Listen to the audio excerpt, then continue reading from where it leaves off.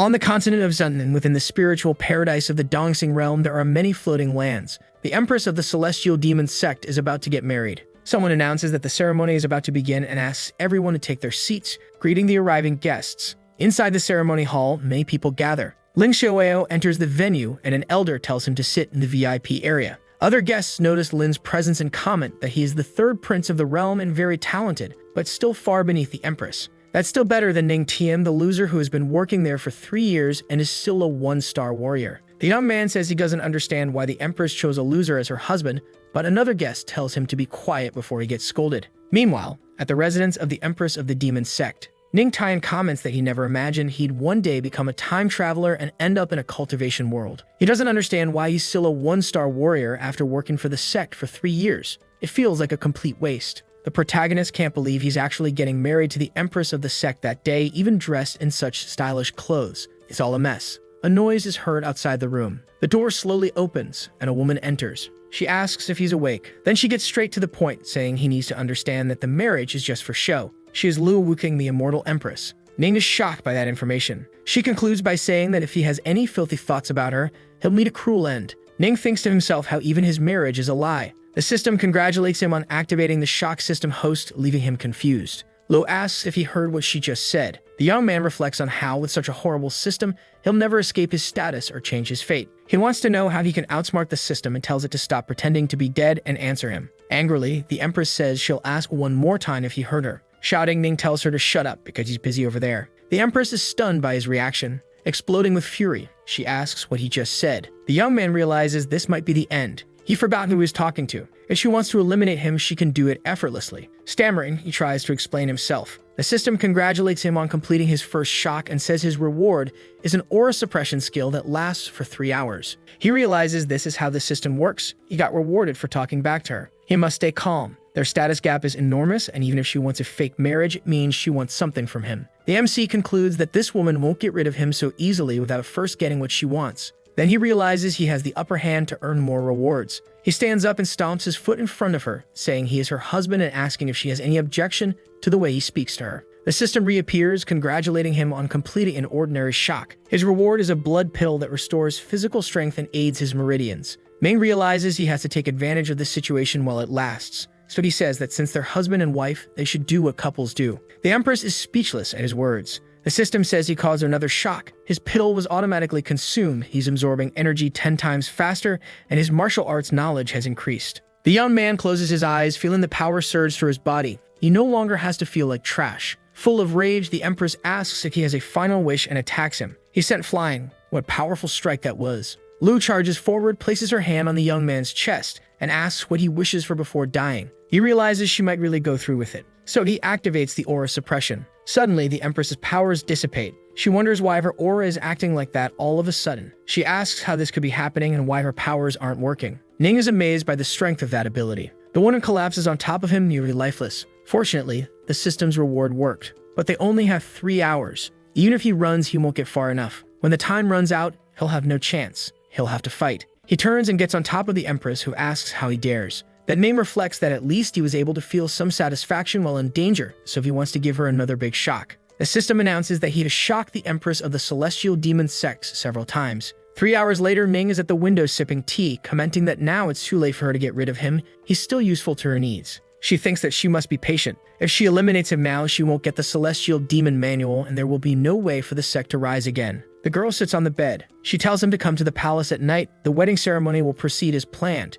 Ning is speechless, and the Empress walks away. As expected, he's still useful to her, but it was very bold of him to treat her that way. The system congratulates him on completing the world shock. His reward is 10 years of cultivation, and he is confused. The host evolves to the 4-star warrior realm. A cultivation level that would take decades is rising rapidly. 1 hour later, the system announces the host has evolved to the 6-star warrior realm. The attribute panel has been activated. The host can now see his stats there, and Ming feels relieved. His promotion is finally complete. He's now a 6-star black warrior with cultivation, martial arts knowledge, and aura absorption increased tenfold. His physique is described as divine, and the young man asks the system to explain that. The system chooses not to respond. Ning says whatever. It still means he can fight back in this world. No matter how useful he is, he won't remain that way anymore. So if his wife is an empress, then one day he'll show everyone that Ning Tian is also capable and strong enough to stand at the top of the world. Shortly after, in the Celestial Demon Palace, 8 generations of leaders of the Celestial Demon sect are gathered, and someone announces the entrance of Empress Liu Wuking.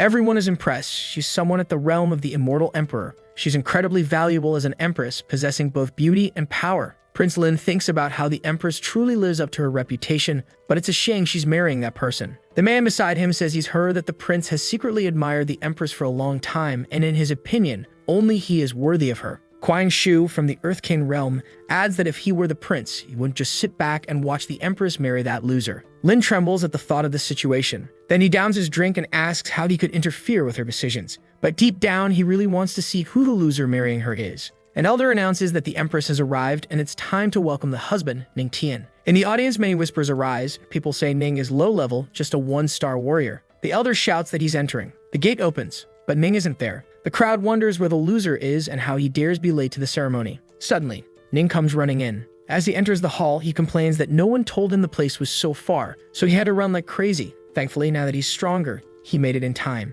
Smiling, he apologizes for the delay and says it's his first wedding, so he's inexperienced. The crowd is shocked that he called this his first wedding. Someone says they heard he was just a sect employee, so of course he has no manners. The prince stands up furiously and shouts that Ning is reckless. He made the madam wait in vain for too long and still dares to give such an excuse. Angrily, Ning glares at Lin and asks if he's crazy for yelling at his wedding, telling him not to interfere any further or he won't be invited to the honeymoon. Everyone is shocked by Ning's boldness. He stuns the third prince, then the celestial madam of Tianqi, the celestial lord of light, and sect leader Quang Shu, all of whom are left in disbelief. In the end, he shocked everyone present at the wedding and gained an upgraded level of the celestial demon palm martial arts skill. Smiling like a madman, Ning thinks that this wedding venue is a true treasure for him. Even the celestial demon palm was learned in an instant. The prince feels like he's about to explode with rage and wonders why Ning was chosen. Is he better looking? In terms of power, he would definitely lose. Slamming the table, he reminds himself that he is the third prince of Dongxing. He cannot be compared to a mere servant, so he shouts for Ning to stop right there. He says he wants to uphold the empress's dignity and challenges him to a duel,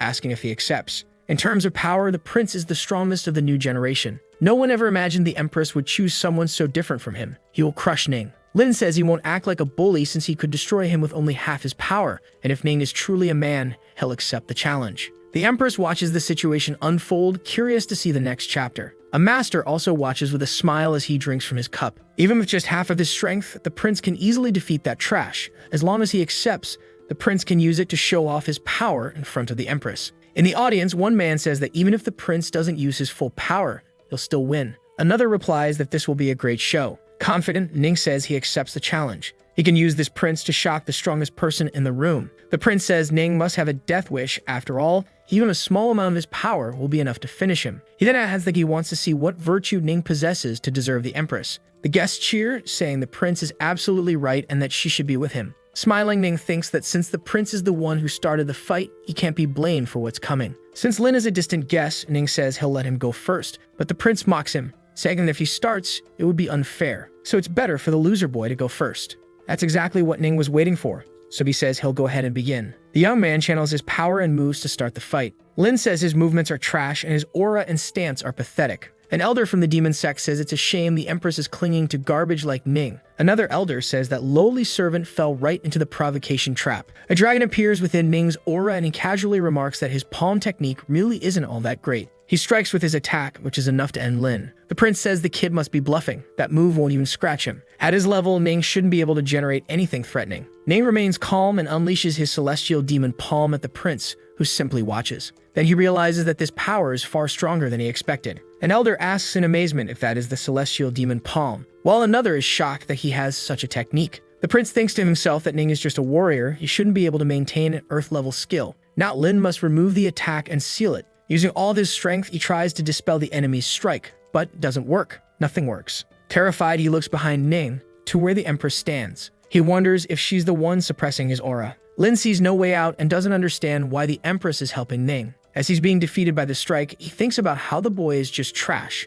A servant, he shouldn't be able to defeat him. A loud crash occurs and everyone is confused about what just happened. Did the prince really lose? The guests begin to question how Ning was able to use his celestial technique from the demon sect. The elders are outraged that he knows that technique and won the fight, bringing them all shame. The Empress wonders if the boy is truly the key to the celestial demon manual. After all, he was incredibly bold just that very afternoon. She watches closely and wonders if it was really him who made her aura disappear that afternoon. The system informs him that he managed to shock everyone, the Empress, the elders, and the other guests, exactly the effect Ning wanted. Since he shocked the entire audience, his destruction combo is complete. His reward is physical charm. Excited, he thinks that this is a highly valuable skill. Physical charm grants infinite charisma and allows the host to win everyone over effortlessly. After activating his new ability, the girls in the hall begin to fall for him, saying he's amazing and that he makes their hearts race. The men comment that their hearts are melting and ask if he needs a cultivation partner. Everyone is in love with Ning, praising how incredible he is. Embarrassed, he asks what the system is doing and reflects that Luo Wuking is watching everything. When he looks back, he sees the Empress covering her face and wonders why she's not reacting.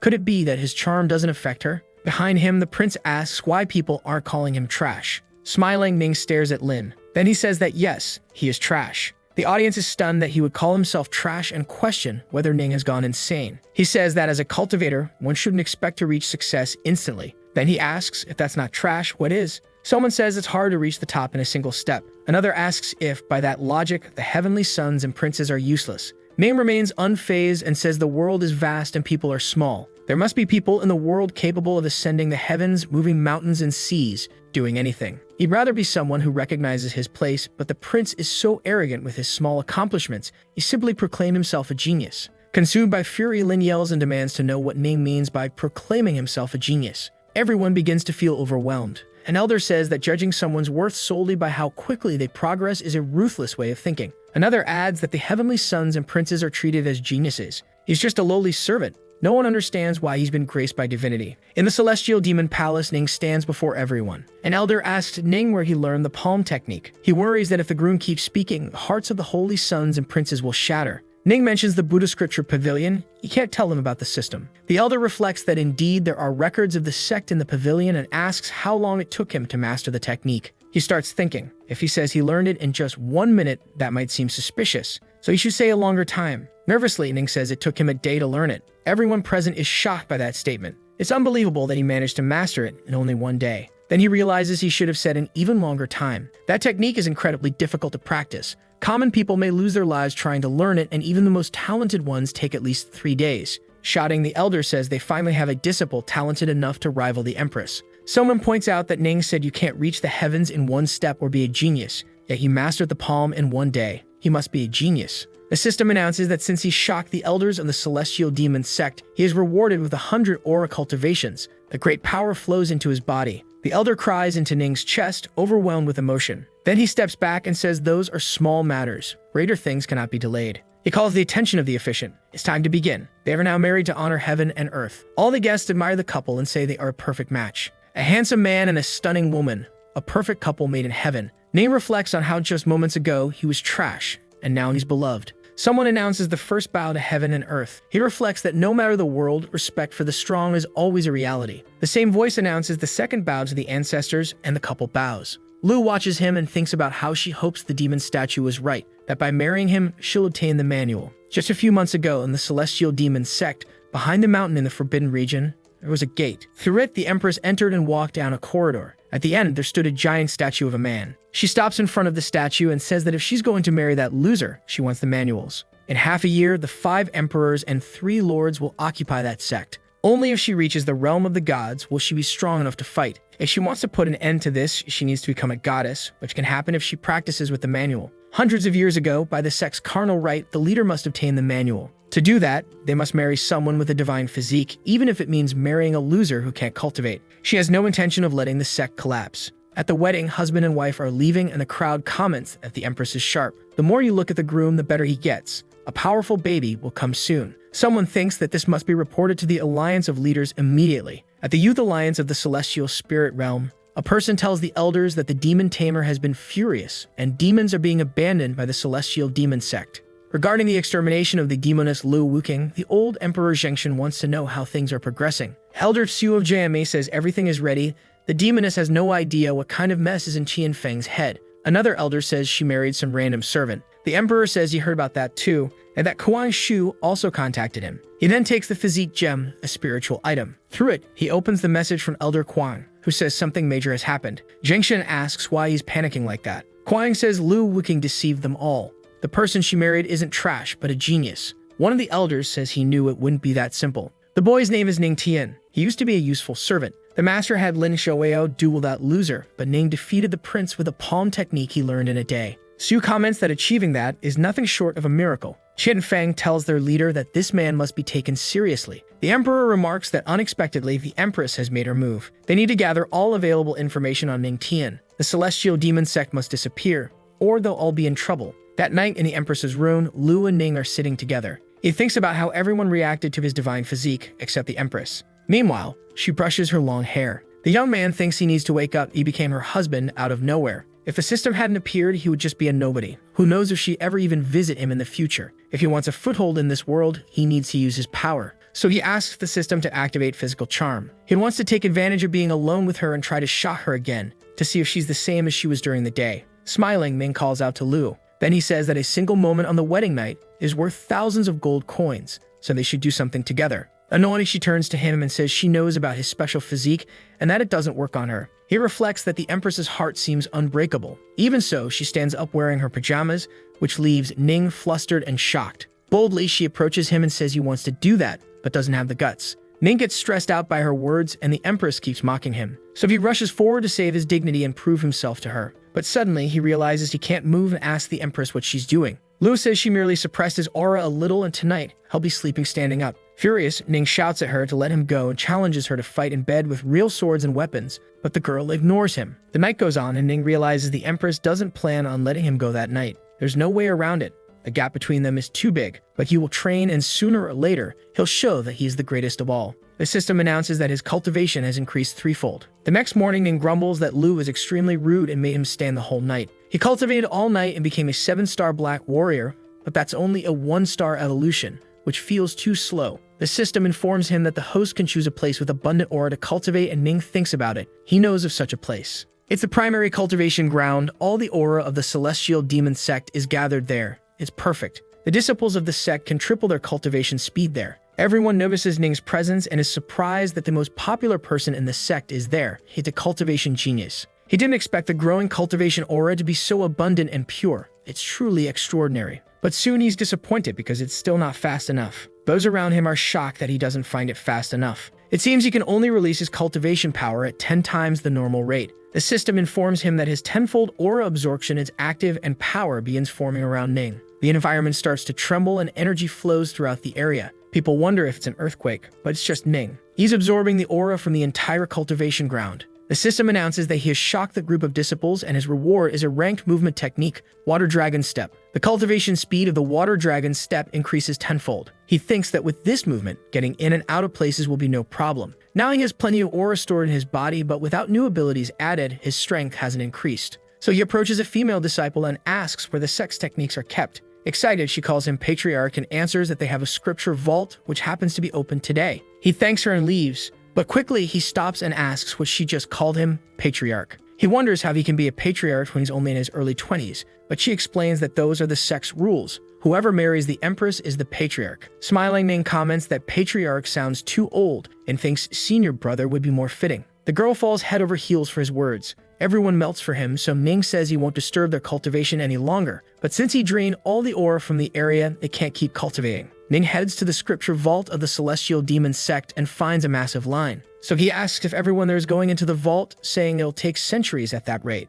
A man starts to reply, but then realizes it's the Patriarch. Everyone falls in love with him and starts letting him through, calling him handsome and amazing. He really is charming. Not only did he win the Empress, but also the hearts of many disciples. The guys wish they had even a tenth of his charisma. Someone steps out and complains that there's too much noise in front of the vault. It's Elder Guyan, who asks if there are no rules here. He approaches Ning and all the girls around him step back. One guy comments that Guyan is an old-fashioned and strict elder exiled to the vault for contradicting the Empress. If he looks at you, you'll end up with nothing. Guyan prepares to make a move. Then he bows deeply in reverence to Patriarch Ning. It's the first time anyone has seen him be so respectful. Everyone is in total shock. Elder Guyan hands Ning the key to the vault and says he can access anything he wants. Ning thinks he doesn't seem strict at all. Guyan explains that the higher you go, the stronger the techniques become, and so do the strength requirements. Then he asks where Ning wants to go, but Ning quickly vanishes. He leaps powerfully and says he wants to go to the 50th floor, entering in one go. Guyan shouts that the Patriarch's floor limit is the 30th. Even the most gifted disciple doesn't go beyond the 40th. No one but the Grand Elder and Supreme Elder has ever reached the 50th. Ning thinks he has plenty of aura stored in his body, so now he needs to choose the best techniques.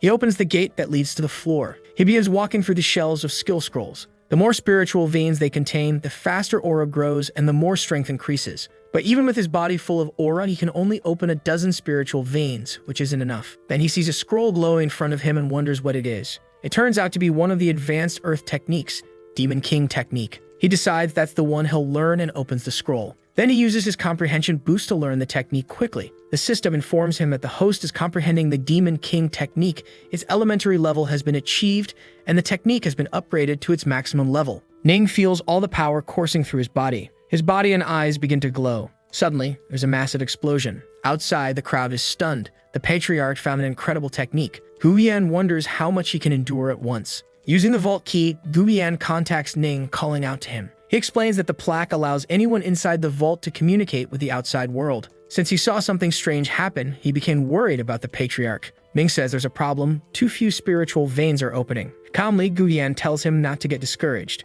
Normally, opening more than 10 spiritual veins is already good. But Ning is disappointed because half of his aura remains unused. He opened only 100 spiritual veins. The Elder is stunned and shouts that 100 veins is the limit of the Demon King technique. Only a celestial-level beginner could achieve that, especially in just 30 minutes. It's incredible. The system announces that he has shocked Elder Guyan, so he has been rewarded with a Divine Record technique, which helps unlock the Divine Physique. Another scroll appears. The martial arts of that world are divided into 5 categories: Divine, Heaven, Earth, Black, and Yellow. The Divine Record is the strongest Divine tier ability. So Ning asks the system to cultivate the Divine Record. The system boosts his comprehension power by 10 times so he can understand the Divine Record. Several powerful points emerge around Ning, and he wonders why his aura absorption has suddenly stopped. Suddenly, something takes him by surprise. He feels an unbearable pain unexpectedly. Cultivating a divine technique dissolves his previous spiritual veins. It's as if all of his bones are being shattered and rebuilt from scratch. The system announces that the host has achieved 30% comprehension of the Divine Record. His Divine Physique is now active and the spiritual veins are about to be opened.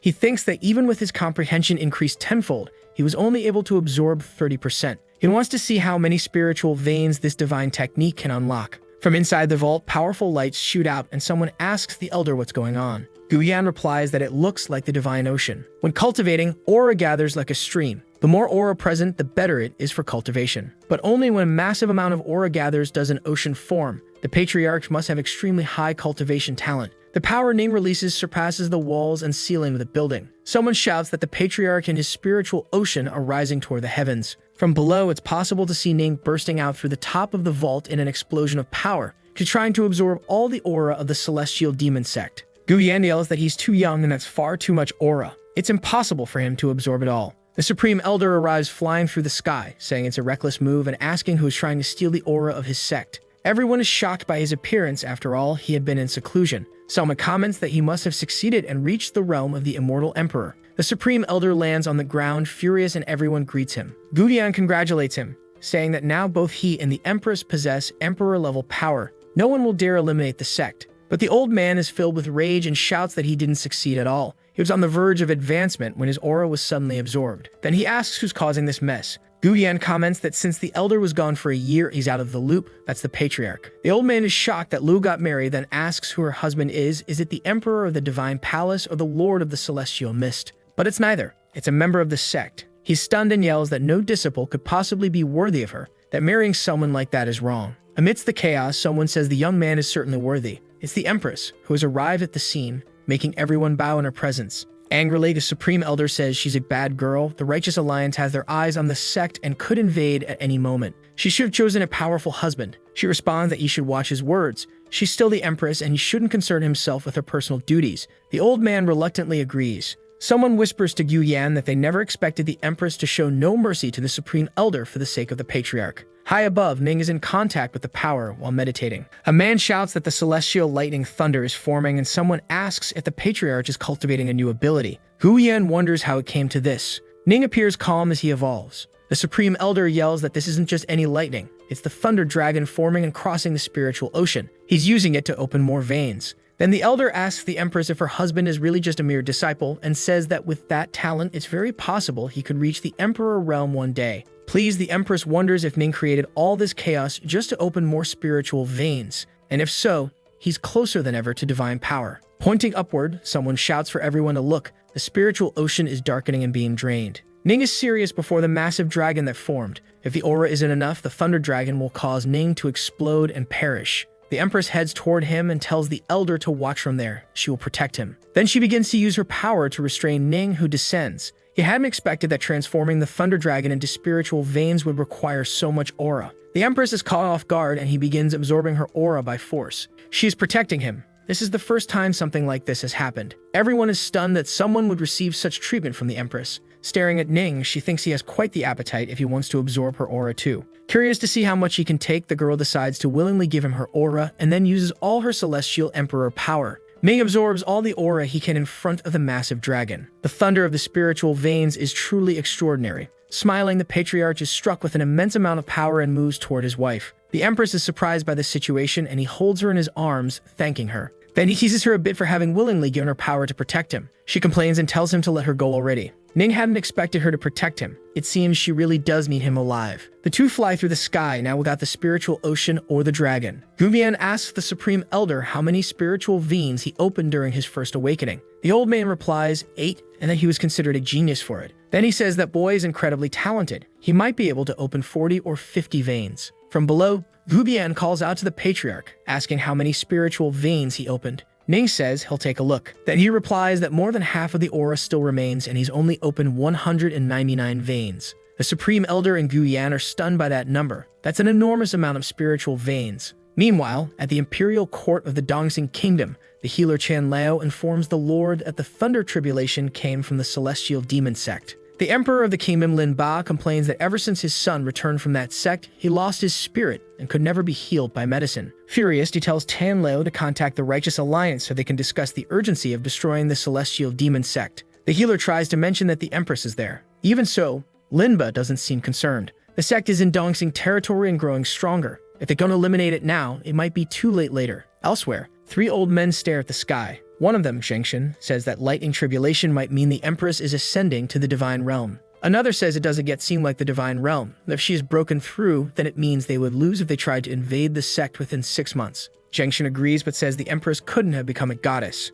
She wouldn't be able to ascend through the divine realm. They should remember the Throne King's battle. Many real emperors exhausted their lives trying to become gods, but in the end they failed and died filled with regret. The old man behind them says that Thunder Tribulation was extremely intense this time.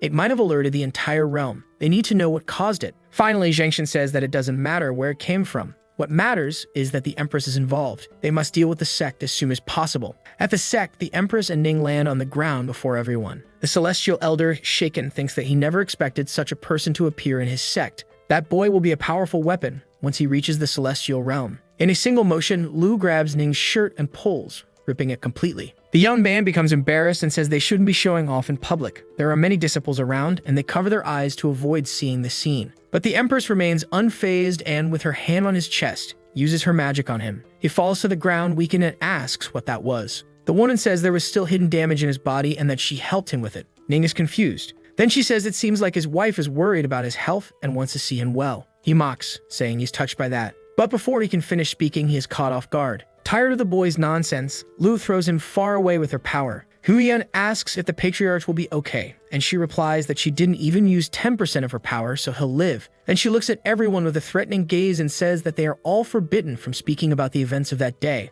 If anyone does, they will be annihilated. Everyone present agrees and says they understood the warning. Far from there, Ning crashes hard into a lake. He startles several girls who were relaxing in those waters. Angrily, Ning says that Lu should respect him because he's still her husband, but she threw him away. One of the startled girls then realizes it's the patriarch. They all become shy and ask why he's at the hot springs. Ning becomes worried that his reputation as patriarch might be ruined. Quickly, he starts saying it was an accident and that he can give a reasonable explanation. But one of the girls ignores him and says he looks like the type who enjoys watching things. Shyly, she says he can look around without any problem. Desperate, they start running toward him, asking to touch his toned abs. But the young man jumps far away, leaving all the girls disappointed. Angry, Ning heads home thinking Lu is ruining his reputation, and his divine physique just made everything even more dangerous. At least he didn't cheat in the relationship there, or else his well-being for the rest of his life would be at risk. The Empress meets with him and asks if the bath in the hot springs was good. He is startled, but the girl, indifferent, tells him to follow her. The dude heads into a dark cave and Ning comments that he didn't think the sect had a place like that. The Empress says that this is a forbidden region of the sect, the heavenly demonic cave, where the spirits of all the former leaders reside. The young man is confused. She thinks that as long as she can get the manual to become a goddess and break the divine realm, the sect will no longer be terrorized by any monster. Then she asks Ning Tian to do something for her and the boy asks what it is. Serious, she says she wants him to pour some of the essence of his blood on the stone of that giant statue. Ning doesn't understand what she means. The essence of blood represents the purest cultivation energy. Pouring it like that is used to control another person. Sensing his concern, the Empress says she won't harm him. If that were her intention, she would have done it long ago. He thinks that what she's saying is true. If she wanted to eliminate him even with his system, she would have already done it. But it's strange that she married a servant. Now she's asking him for something, so it must be very important, perhaps something that involves the whole sect. In the end, Ning agrees and says he'll do it. He wants to see what the Empress desires. Using his magic, he materializes the essence of his blood and casts it onto the stone statue. As it lands on the statue's forehead, its eyes begin to glow.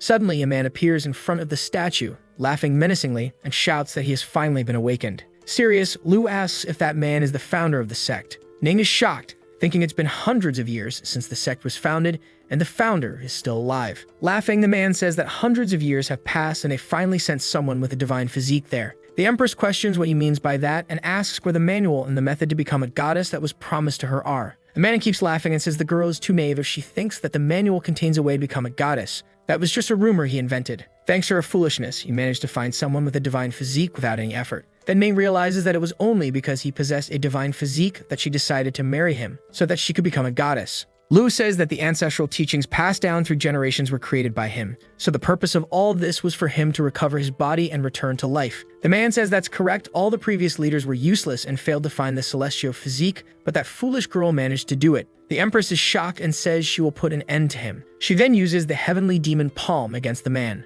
Ning protects himself from the impact of the strike while thinking that this is the power of an Empress, far stronger than anything he could produce. The man transforms into a kind of mystical smoke and says that even if she had the cultivation power of the immortal emperor, she still wouldn't be able to defeat him. Even so, he is still in spiritual form, so he won't be foolish enough to confront her head-on. His target is someone else. He then begins to move toward Ning. The young man realizes the spirit's goal is to take over his body. He opens his arms and yells for the man to come at him. The Empress tries to run over and stop it, saying this is a terrible idea. She screams for him to get out of there, but the spirit says there's no way to leave once he's entered. As he navigates inside Ning, he says there are rumors that the divine physique is the best for cultivation. All other physiques are inferior to it. He continues navigating through Ning's body and then comes across a spiritual ocean, which leaves him stunned. It seems Ning has incredible cultivation talent, so the man considers himself lucky to have found him. He wonders where that thunder in the spiritual sea is coming from. Then he encounters the Thunder Dragon's spiritual vein. He had never seen a cultivator with spiritual veins that transformed into the Thunder Dragon. Since ancient times, thunder and lightning have been the enemies of the spirit. One small misstep can send the spirit flying away. The man is in disbelief and concludes he cannot remain in that body. Ning communicates with the man, calling him a foolish old man. Now that he's inside, getting out is not nearly as easy. The man can't believe that boy actually outsmarted him. He must have noticed that his spiritual form is more vulnerable to thunder and lightning due to the Thunder Dragon vein, so Ning let him in on purpose. The system announces that Ning has shocked the heavenly demon and acquired the spiritual destruction ability, allowing him to convert spiritual power into his own and grow stronger. Inside his body, he confronts the heavenly demon and says he doesn't seem so arrogant now. Furious, the man tells the boy that even if he's only a spirit here, he is still the immortal emperor of the realm and cannot be captured like this. He tries to use the heavenly demon palm against Ning, but the boy remains unfazed. His Thunder Dragon protects him, and the man can't believe it's even possible. With a single move, he makes the dragon lunge at the demon. He uses the spiritual destruction ability to seize the heavenly demon's power. The man screams that his spirit is completely suppressed by the thunder, and he can't even unleash half of his power. Calmly, Ning tells the heavenly demon to stop resisting and simply become power for his celestial physique. The man screams that Ning is just a boy and that he's going to annihilate him. But the boy remains unfazed and tells the dragon to devour him. In a swift motion, the dragon bites into the demon's spirit and completely consumes it, while he screams that he doesn't want to dissolve inside Ning. Now the man has merged with the boy, giving him his power. The Empress remains shaken by the fact that the manual to become a goddess was just a rumor and the whole thing a lie. Ning seems to be in a spiritual trance and Lu wonders what to do with him. she can't let him live. Even so, she decides to help Ning, since she doesn't want to see him consumed by the demon before her eyes. She prepares to help him, but the dome surrounding him breaks, and the boy comes out of his trance before she can do anything. As soon as he comes out, he calls for her, and the girl is stunned that he wasn't possessed. Then she yells that the man was a powerful cultivator, the immortal emperor of the realm. While Ning is just a black warrior, there's no way he absorbed the demon's spirit. Laughing, the boy says that with all this spiritual power, he'll gain a lot of aura. The system informs that due to the difficulty of the absorption, self-destruction is imminent. Upon seeing the system message, Ning begins to panic. Then he starts burning from the inside. His spiritual ocean is as hot as lava, and he screams that he's going to explode. But Lu gives him a kiss. Ning tries to pull away from the kiss, but the Empress says that if he doesn't want to explode, he needs to stay still. She's helping him by suppressing the violent spiritual power within his body. They remain like that for about an hour as she assists him with all that power. Then she pushes him away. Smiling, Ning says the process was exciting and happened all of a sudden. The girl conjures a small magical orb and says it's for him. Ning asks what it is. Lu replies that it's a spiritual pearl formed with spirit energy. It contains the aura of the celestial demon, and he can use it as a daily cultivation tool. But he needs to remember that cultivation must be gradual and consistent. He shouldn't absorb too much at once. She won't always be there to save him. The boy nods and thanks her. Then he asks if destroying the celestial demon doesn't count as disrespecting their ancestors. Quickly, Lu casts her magic and destroys the huge statue that was there, saying that man led the sect for generations driven by selfish desires. He is someone who doesn't deserve to be part of the celestial demonic sect, so it can't be said that they disrespected anyone. Lu thinks about how she didn't expect the manual to be a fabricated lie.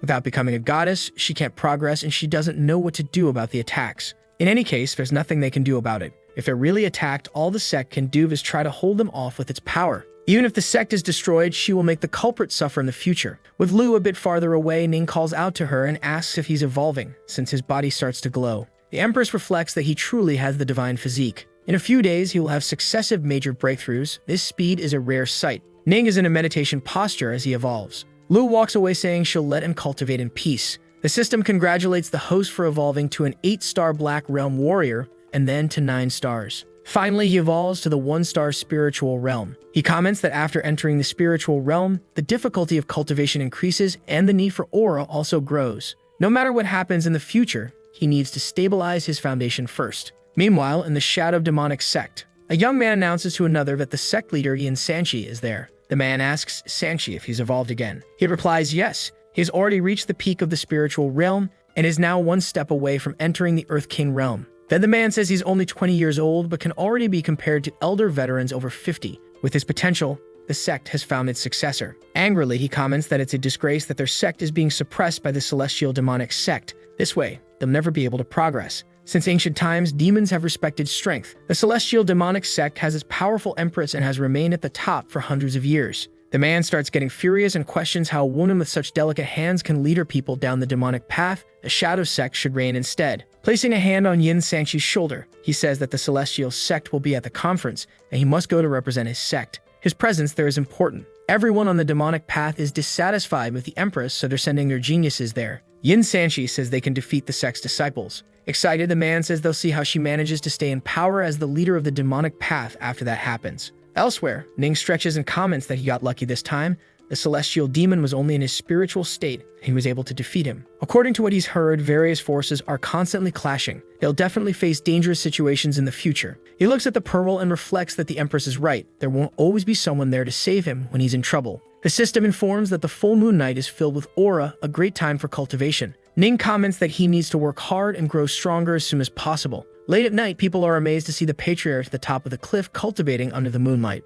A girl comments that instead of spending the night with the Empress, he's cultivating, which shows how hardworking and incredible he is. The men shout that their patriarch is working so hard. How could they possibly fall behind? They must cultivate as well. The system announces that he has shocked the disciples and motivated them to cultivate. The reward is a 10-fold increase in aura absorption speed during the full moon. Ning opens his eyes and wonders why they were so shocked. But he soon ignores the disciples and returns to focusing on his cultivation, beginning the 10 times faster absorption of full moon aura. While he's at the top of the cliff, someone yells that even the moonlight is being drawn toward the patriarch. Suddenly, an elder appears and asks what all these people are doing gathered in the middle of the night. A girl asks the grand elder to speak more quietly so as not to disturb the patriarch's cultivation. The old man is confused, but when he looks up, he is stunned. Then he shouts that this can't be real. that the patriarch is cultivating and those other bastards are too. Someone tells him to be quiet while everyone is cultivating. At the top of the cliff, Ning sits peacefully in a meditative pose. He's using the pearl Lu gave him to cultivate and increase his power. The host has evolved to the 2-star spiritual realm and reflects that this is good. If he keeps this up, he can reach the Earth King realm in 2 months. The elder comments that it took him 2 years to go from the spiritual realm to the Earth realm, and the boy says he'll do it in 2 months like it's the easiest thing in the world. A man shouts for everyone to look at the patriarch. There's something different about him. Ning begins to glow with his pearl and shocks all his disciples and the elder. As a reward, he receives the cultivation of faith aura. Faith cultivation happens when he is surrounded by his followers and they cultivate together. The cultivation speed will double, and the aura cultivated by the followers will be transferred to the host. Looking down, Ning concludes that he has no shortage of followers. Even so, if he manages to win over the Grand Elder, the aura falling on him will be even stronger. The boy descends before the elder with a smile. He says that the moon is particularly bright tonight, so the aura is abundant, and they should cultivate together. The old man says he has somewhere else to be. One of the disciples shouts that the patriarch made him evolve, and the others excitedly agree. The elder wonders what kind of luck he had that night. It wasn't just group cultivation, but collective evolution as well. Then he says that the patriarch invited him so kindly, he simply can't refuse. Amid the followers, he sits down in a meditative position. He finds it strange that he doesn't feel anything special. Someone says he needs to shout that the patriarch is the greatest first, and the old man says that as an elder, he really shouldn't say something so embarrassing. But since he wants the power of evolution, he shouts that the patriarch is the greatest. Upon saying that, double the aura enters his body. The elder keeps shouting that the patriarch is the greatest, now extremely excited. Ning closes his eyes to cultivate again and thinks that with the moon aura, the pearl, and the power of faith, the effect will be even greater. With tears in his eyes, the elder says that with the patriarch there, the heavens have truly blessed their sect. After that, in the heavenly demon palace, the Empress is announced as seated at the end of the grand hall. The Grand Elder enters and apologizes for being late. Lu asks what happened. The old man says he followed the patriarch's moonlight cultivation the night before, so he ended up late. Another elder comments that the patriarch is just a black realm warrior. But the Grand Elder responds that he cultivated with the patriarch and his aura was more effective and abundant than usual. The Empress complains that the boy didn't return all night and made a huge ruckus. Then she tells everyone to return to their posts because the conference will begin soon, and there must already be many representatives arriving at the sect. The Empress says that disciples of the heavenly demon sect must not fall behind in front of others and asks if the elders understood. Everyone says yes. 3 days later, the genius representatives arrive at the sect. The Grand Stone Sect, the Split Stone Sect, and the Shadow Sect are some of them. Citizens are shocked that so many people came to this year's conference. Even the 3 great demon geniuses are there. There's the genius from the Heaven Sect, Ling Ao, an incredible and calm swordsman, the youngest master in his sect. The chief disciple of the Shadow Demon Sect, Yin Sanchi, is so cruel that he once massacred an entire village by himself. It's impossible to know if he's there with good intentions. The geniuses hear something. It's the Saintess of Yachi. They have no conflict with anyone, nor did they come for the Empress's wedding, yet at that moment, the Saintess is arriving. A man welcomes the Saintess and everyone else. He introduces himself as Lai Changsheng and says he will guide them to the conference hall. The Saintess comments that she saw many disciples cultivating and would like to know who the genius is at the top of that rock. Lai Changsheng informs her that it's their patriarch. Ling Ao, Yin Sanchi, and the Saintess are impressed that he is the Empress's husband. Ling Ao mocks, saying he's only in the spiritual realm, can't even take care of himself, and shouldn't be leading others. Meanwhile, the disciples say they've evolved again and that the patriarch is a true god. Serious, the genius Ling Ao says that's way too arrogant. Mei appears with his thunder dragon, realizing this is his chance to improve his skills. At the conference site, everyone is gathered. A man punches a giant rock, causing damage to it. He says the power of the Great Mountain Sect is infinite and asks the representative of the Celestial Demonic Sect to step up. The young man nods. He then bulks up with muscles and says he'll show him the way. Then he punches another giant rock, which shatters easily. The elder tells the Empress that they have elite disciples and will win everything, but she tells him not to get too excited since the 3 most difficult ones haven't entered yet. Ming appears behind her, asking about those 3 difficult opponents and wanting to see them. Yin Sanchi comments that some cultivate the power of swords, others with music, but he only wants to talk about the essence of their power, the DAO. Someone questions whether the Shadow Demonic Sect is there to stir up trouble. Then they ask what kind of topic this is. The essence of power is a mystery. No one has thought about it for hundreds of years. Yin Sanchi thinks that today he will make the Celestial Demonic Sect the center of attention, unable to escape. The Empress reflects that if someone manages to understand the DAO, they could evolve without cultivation. The Shadow Sect has come prepared. One of the elders asks what they should do, whether they should remove the young man for causing trouble, but the Grand Elder says no, or they'll lose control. Ning bites into an apple with a smile on his face. Then he asks his wife if all the disciples of the shadow demonic sect are wimps like him. Yin Sanshi looks at Ning and assumes he must be the patriarch since he's standing close to Liu Wuking. He looks like a brat to her. Ning mocks Yin. Then Yin Sanshi asks if no one there can tell him the origin of their powers, what they call the DAO. From above, Ning says that's a really dumb question and asks if it's even worth asking at their conference. Yin Sanshi observes that Ning is very calm and wonders if the young man actually has an answer to his question. That can't be possible. He's been preparing his question for a long time, and that patriarch is still in the spiritual realm. There's no way he knows anything. The Grand Elder asks if the patriarch knows the answer. Then Ning descends toward Yin and says he doesn't understand what's so hard about answering where their power comes from, and tells him to take a good look. The patriarch steps onto the main stage and the disciples go wild, shocked by his action. Mocking, Yin Sanshi says he's young and low level, then questions whether the sect really wants to send him to answer the question. Ning says it's not about age. Ling O comments that it's stupid to call that question simple, and that the patriarch is probably just spouting nonsense. Then Ning says he's going to show Yin what they call the DAO, the origin of all their power. He says the DAO has no sound, no form, no scent. A bird lands on his hand and he continues, saying it is vast without limits, yet empty like the void. The DAO created everything in heaven and on earth. It is the energy that governs everything in the world. In the audience, a disciple shouts that, as expected, the patriarch knows the DAO is very profound and everyone starts praising him loudly. The Saintess thinks about how valuable he is to be a legendary patriarch. He stabilized the situation with just 2 sentences. Outraged, Yin asks if he thinks he can get away with saying a few words that no one understands, and Ming says it's rude to be impolite like him. He then tells Yin to listen closely because there won't be another lesson like that again. There are 300 paths, each with its own understanding, so he tells them to take the sword DAO as an example. This path uses sword intent. That's because swordsmen possess knowledge about swords. If a person practicing swordsmanship understands sword intent, then they also understand the sword DAO. This way, it's possible to define the DAO for each path. A man asks if the patriarch is saying there are 300 different paths to the DAO, and that each one is unique in its own way. The DAO will be in one's heart. In the crowd, people shout excitedly that Ning helped them evolve, and that they were able to understand the patriarch's analysis. Yin is speechless, and says that can't be possible. Cultivating the DAO, understanding the DAO, having it in your heart, is all so simple. Then Yin Sanshi evolves. Ning comments that he doesn't want to admit it, but his body doesn't lie. Yin is losing it from having evolved just by hearing the patriarch's words. He shocked everyone present and received a bonus ability. With it, he could reach the peak of an immortal emperor. Ning thinks that might be the same as having an extra life. Impressed, the Grandmaster says the patriarch was able to clear up all the people's doubts and is truly a rare blessing for them. Solemnly, Yin bows and admits that this is the day of his defeat. Everyone shouts how incredible the patriarch of the heavenly demon sect is. Yin Sanshi comments that the plan failed, so the leader of the sect needs to make a move. He mocks angrily, saying it doesn't matter that Ning could answer his question.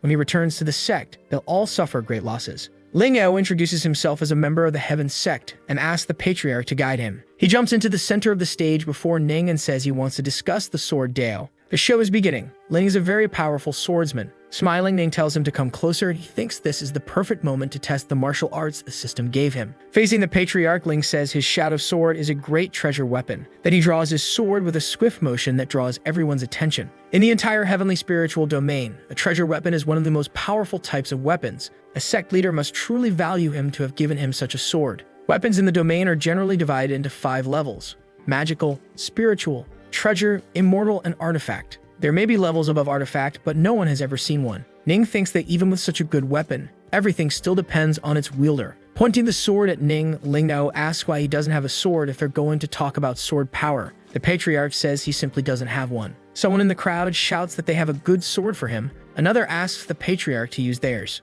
but he doesn't want any of them. Even though he doesn't have a physical sword, he has another option. His aura shapes itself into a sword, and Ling Ao is impressed that he was able to mold it so perfectly. He acquires the dragon's sword. A massive bluish dragon appears, scaring Ling Ao. Such a fierce sword, it's like a blue dragon emerging from the mountaintop. It's incredible. Smiling, Ning dismisses the dragon and says his hand slipped. He's never understood swords and still needs more practice to master it. Ling Ao says the patriarch's level with the sword is on another plane. He really is someone superior. Seeing no way out, the man decides to surrender, saying he lost that challenge. The crowd once again goes wild, shouting how amazing the patriarch is. As the young man walks away, Ming thinks that at least he got to test his magical sword on someone. Ling Ao asks if Her Holiness will take the stage as well, but the girl says she's not there to discuss the source of their power. Suddenly, some kind of magical movement occurs. Ming thinks this is bad. His aura is being suppressed and he can't move. He starts trying to figure out who it could be. It's a cultivator from the immortal Emperor realm, but it can't be Lu Woking. Nervously, Ning wonders who it might be. The Empress is using her power mockingly. She makes the aura vanish and people observe that the Empress is incredibly powerful and was able to prevent a tragedy. Lu then tells the old shadow demon to stop hiding like a rat, since she knows he's there. A portal opens in front of the Empress and out of it steps an old man, laughing. The man tells Lu Wuking that the 5 great sects are dissatisfied with how the celestial demonic sect has been leading the demon's path of the DAO. The 5 sect leaders are Snake Venom, Soul Destroyer Elder, Wai Yin Yang, Scorpion Princess, and the Old Shadow Demon. They 5 cultivators of the immortal Emperor realm have joined forces to take over the celestial demonic sect. From below, Ning watches everything. They're all immortal emperors and want to invade the sect. The young man wonders if his wife will be able to stop them. The system tells him not to underestimate his wife's power and to enjoy the show. Worst case scenario, he can use his new ability to lend a hand. Smiling, Lu asks if the old shadow demon wants to become the leader. Then she asks if he's sure about that. In the crowd, people wonder if the Empress didn't hear the 5 and if her power can surpass theirs. The Sanctus comments that this battle seems inevitable. Very excited, Ming says now that's his wife, so dominant. The Scorpion Princess says Lu Wuking is too arrogant and can't blame them for attacking. Then she asks the Soul Destroyer Elder to bring out his treasure. He pulls out the Soul Destroyer diagram. Several souls fly out, and the Elder says there are 9,999 souls trapped there forever, unable to reincarnate. He can summon up to 3,000 souls at once. Immortal weapons are extremely powerful. It's said they can allow their wielder to cross realms and defeat enemies. Everyone in the sect would fight to the death for that. Ning reflects on the 9,999 souls. The system informs him that his Thunder Tribulation can surpass this technique, and the 3,000 souls can boost the power of his Soul Pearl. Interested, Ning tells the system that he wants to take that diagram. The Empress says it's an immortal weapon, and looks like he spent a long time preparing it carefully. The old shadow demon says that to defeat her, each of them has prepared an immortal weapon. Now they'll see how she can withstand them. Shouting, Ning tells Lu not to worry, since those leaders are just showing off. We'll take care of the Soul Destroyer Elder. The Elder says Ning is just a brat, and without Lu Wuking protecting him, he'll be annihilated in the blink of an eye. A red light appears, and the Empress rises into the sky. She says there are 1 Divine Realm Cultivator with 7 stars and 4 others with 3 stars. She wants to know what's coming next. Smiling, the Empress asks if they dare challenge her. One of the leaders notices she's at the peak of the immortal Emperor realm. Someone did mention that she had reached 9 stars. Ignoring everything, the old shadow demon charges at the Empress. He says they're attacking with everything they've got. She shouldn't be able to withstand it. He shouts for the Soul Destroyer Elder to use his 3,000 weapons to deal with the others, then sends his souls in for extermination. Next, all 5 charge toward Lu. The Grand Elder of the Celestial Demonic Sect tells the others to follow him to annihilate those souls. Ming starts focusing to use his power against those 3,000 souls. He says that if they get to know him, they'll turn to ashes in the end. Someone shouts that each soul is comparable to a king of the Earth King realm, yet the Patriarch is only in the spiritual realm, and still he's calmly facing the souls. The system says he shocked all the elders. The reward is the Thunder Tribulation Seal, which multiplies the restriction of his formation by 10 times. Using his aura, Ning creates the Thunder Tribulation Seal. With it, the Soul Destroyer diagram is sealed and collapses. The boy approaches, holding the Soul Pearl, and says he wants to give them a hand in finding true freedom, even if what he's doing isn't much. A disciple looks on in fear, realizing he created that formation in seconds, and says the Patriarch seems to be a formation master. Then the diagram falls into Ning's hands. He looks up and shouts a thank you to the old man for the 3,000 souls. The Soul Destroyer Elder asks the Shadow Demon where that kid came from. He really took his diagram. Another leader says he's nothing but trash. Nervously, the Shadow Demon says he must have pretended to be weak and fooled all of them. The Empress comments that they don't even have the power to fight her, yet they still find time to gossip. Then she unleashes her power on them to annihilate all 5. The Shadow Demon screams for one of the leaders to quickly use their spiritual power. An explosion occurs and the celestial demonic palm takes shape. All 5 are sent flying. One of them shouts that they've fallen into a trap. Now the 2 have joined forces. The old Shadow Demon yells that they must sacrifice their immortal weapons and eliminate the Empress first. If they don't unite, this will be the end. All 5 prepare to attack. The Empress senses something strange. There are 4 attacks coming from immortal weapons. The Shadow Blade Strike, the Welded Edge, the Black Shadow Blade, and the Venomous Scorpion. Shouting, the old demon tells the Soul Destroyer Elder to do something about his weapon. Then he charges toward Ning to recover his diagram. Seeing that Ning Tian is about to be attacked, the Empress becomes worried. The Empress says that if the Soul Destroyer Elder dares to hurt Ning, she'll tear him apart. She uses her power to repel the attacks from the enemy's celestial weapons. Then she sends them flying again, striking each of them with a palm. The Soul Destroyer Elder continues charging at Ning, declaring that this is the day of his end. but the Empress quickly flies toward him to save him. The Grand Elder shouts for the boy, and another wonders if the Patriarch is destined to fall that day. Ling Evo comments that the Shadow Demon sect and the others are simply too cruel, but Her Holiness tells him not to rush to conclusions as those are immortal emperors. This isn't something they can interfere with, so Ming yells at the old man, calling him a bastard. Furious, he asks the system to activate the Great Emperor Strike. Immediately, the system grants him the ability card, and the boy temporarily gains the powers of an emperor. The old man is shocked by what he sees and asks if that boy is actually an immortal emperor.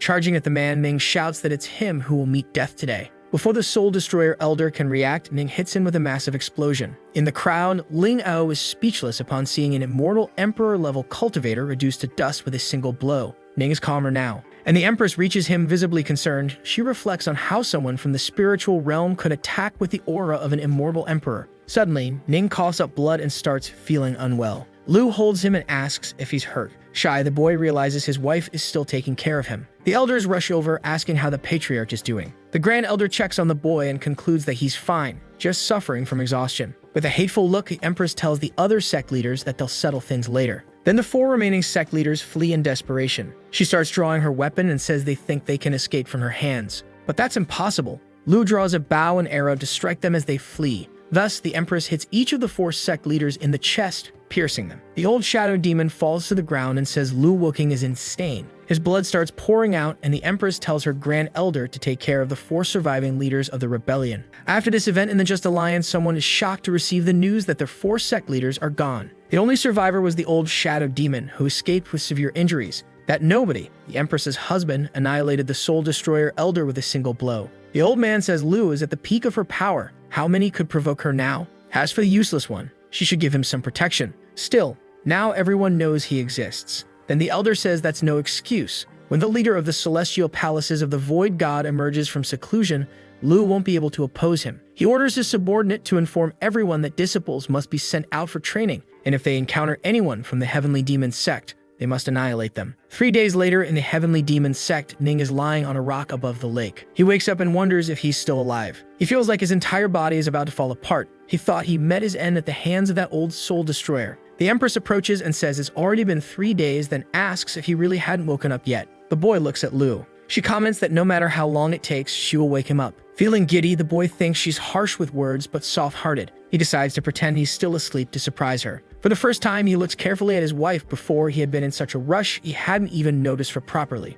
Lu says that his celestial physique can activate the healing aura of the lake and speed up his recovery. Then she notices that the young man's heart is beating rapidly. The Empress wonders if his injury has worsened again, concerned. Ming's nose starts to bleed, and she asks if it's possible for an unconscious person's nose to bleed. Then she realizes the truth. He had been awake the entire time. Playfully, Ming says good morning to his wife and asks how she slept last night. She replies that she couldn't sleep comfortably without him. The young man gets shy at her response and says she's very cute. The girl says his tongue is smooth, and now that he's awake, it's time to change clothes. Then she asks him to follow her. The young man wonders if she's being shy. He didn't expect his wife to have such a charming side. Confused, Ning asks Lu where they are going. Someone shouts that they are greeting the Patriarch. All the sect's disciples are there, congratulating the Patriarch and thanking him for saving the sect. The host shocked everyone. His cultivation level increased and his energy was restored. The system informs him that his energy absorption is increasing. He thinks it's incredible. It doesn't just count as aura, it's also possible to store energy to use in attacks. The Grand Elder says, excited that they were worried about Ning and are happy he woke up. Another comments that the Patriarch annihilated the enemy with a single blow.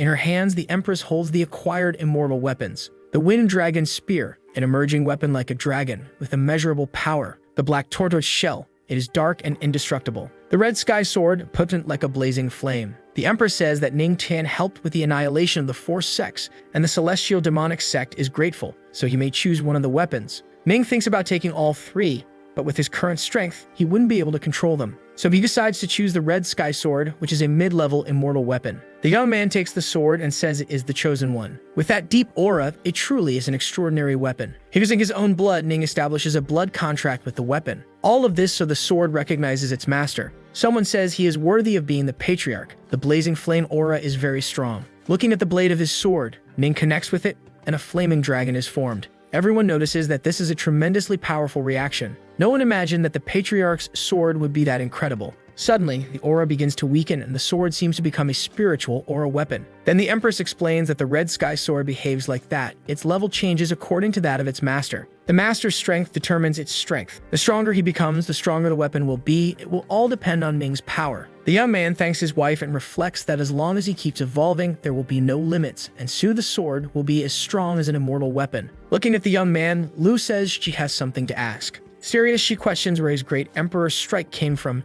She knows that with his physique, he shouldn't have been able to do anything like that. Ning thinks that even if he can trust Lu Wuking, the system is involved in that, and if anyone finds out about it, he'll be in danger. Lowering his head, he says he doesn't want to lie to her, but he can't answer. Disheartened, Lu says that if he doesn't want to tell, he doesn't have to. In short, secrets may not be exposed, but there will always be someone greater and stronger. Relieved, Ning thanks his wife for her understanding and says he'll tell her if there's a chance in the future. An elder calls out to Lu and says that the Saintess of Yaki is requesting an audience. The Empress tells them to ask the Saintess to wait in the hall. She will be there shortly. Some time passes and the two meet in the main hall. The Saintess says that, at the request of the great Queen Mother of the West, she is there to retrieve the Celestial Mirror from the sect. Lu says the Celestial Mirror is a precious treasure of the Celestial Demonic sect and asks why the Queen Mother wants to borrow it. Then the Saintess explains that this involves a secret of the Holy Land of Yaki, so she cannot speak of it, but in exchange, they wish to offer an elixir of immortality. Curious, the Empress questions whether the Holy Land of Yaki is really willing to give up even their elixir just to obtain the Celestial Mirror. The Saintess explains that in their land there is an immortal lotus flower that blooms every 10 years, full of spiritual energy, from which the elixir of immortality is extracted.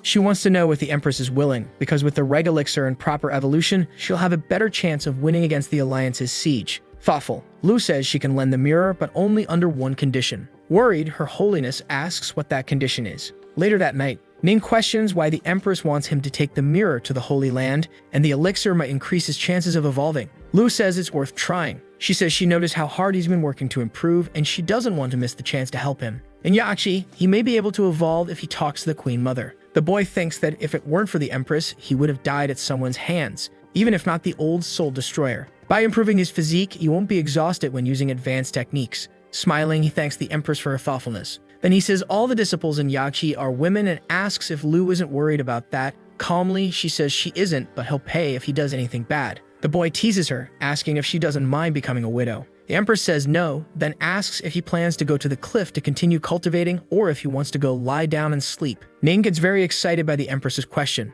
He says of course he wants to go to bed and sleep with her. He leans in to kiss Lu, but the Empress asks him to wait. Turning her face, she says he doesn't have permission to do that with her, because the girl isn't ready yet. Even so, she can still sleep in his arms. In the Celestial Demon Palace, someone comments that the Patriarch wasn't on the cliff the previous night, so he must have cultivated somewhere else. The boy tells his wife that no matter where he is, he always has to work hard. The Empress asks the Grand Elder to fetch the Celestial Mirror. He pulls out the sect's treasure from a small pouch. Nothing can be hidden from that mirror. Then Lu asks Ning to give her his hand. She says she will engrave some information on his hand so he can control the mirror. It holds the Emperor's power and can't be taken from him. Closing his hand, the boy gains control of the Celestial Mirror. His wife tells him he can now go to Yaki with Her Holiness. Her Holiness calls for the Celestial Pegasus. A flying horse enters the hall and she asks Ning Tian to hop on. They both mount the creature together, but Ning complains that the space is too tight. He then says he's grateful for Her Holiness's kindness, but he can't ride the horse with her. The girl is shocked as many men would love to be in that position. To solve the problem, the Empress summons the spirit Sparrow Father.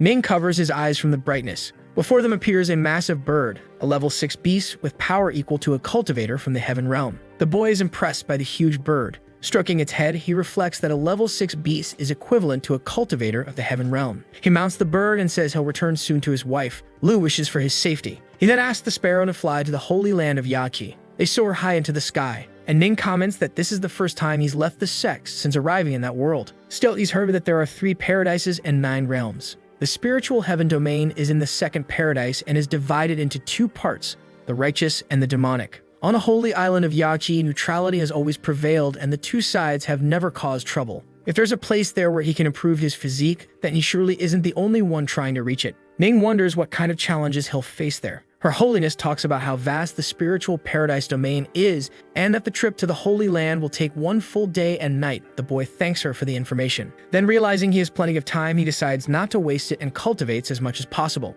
Curious, Her Holiness asks why there's such a rich aura at such a high altitude. When she opens the curtain, she sees Ning cultivating and asks if he's really just in the spiritual realm even while producing such a strong aura. The system announces that he has shocked Her Holiness and is rewarded with a DAO of 3,000.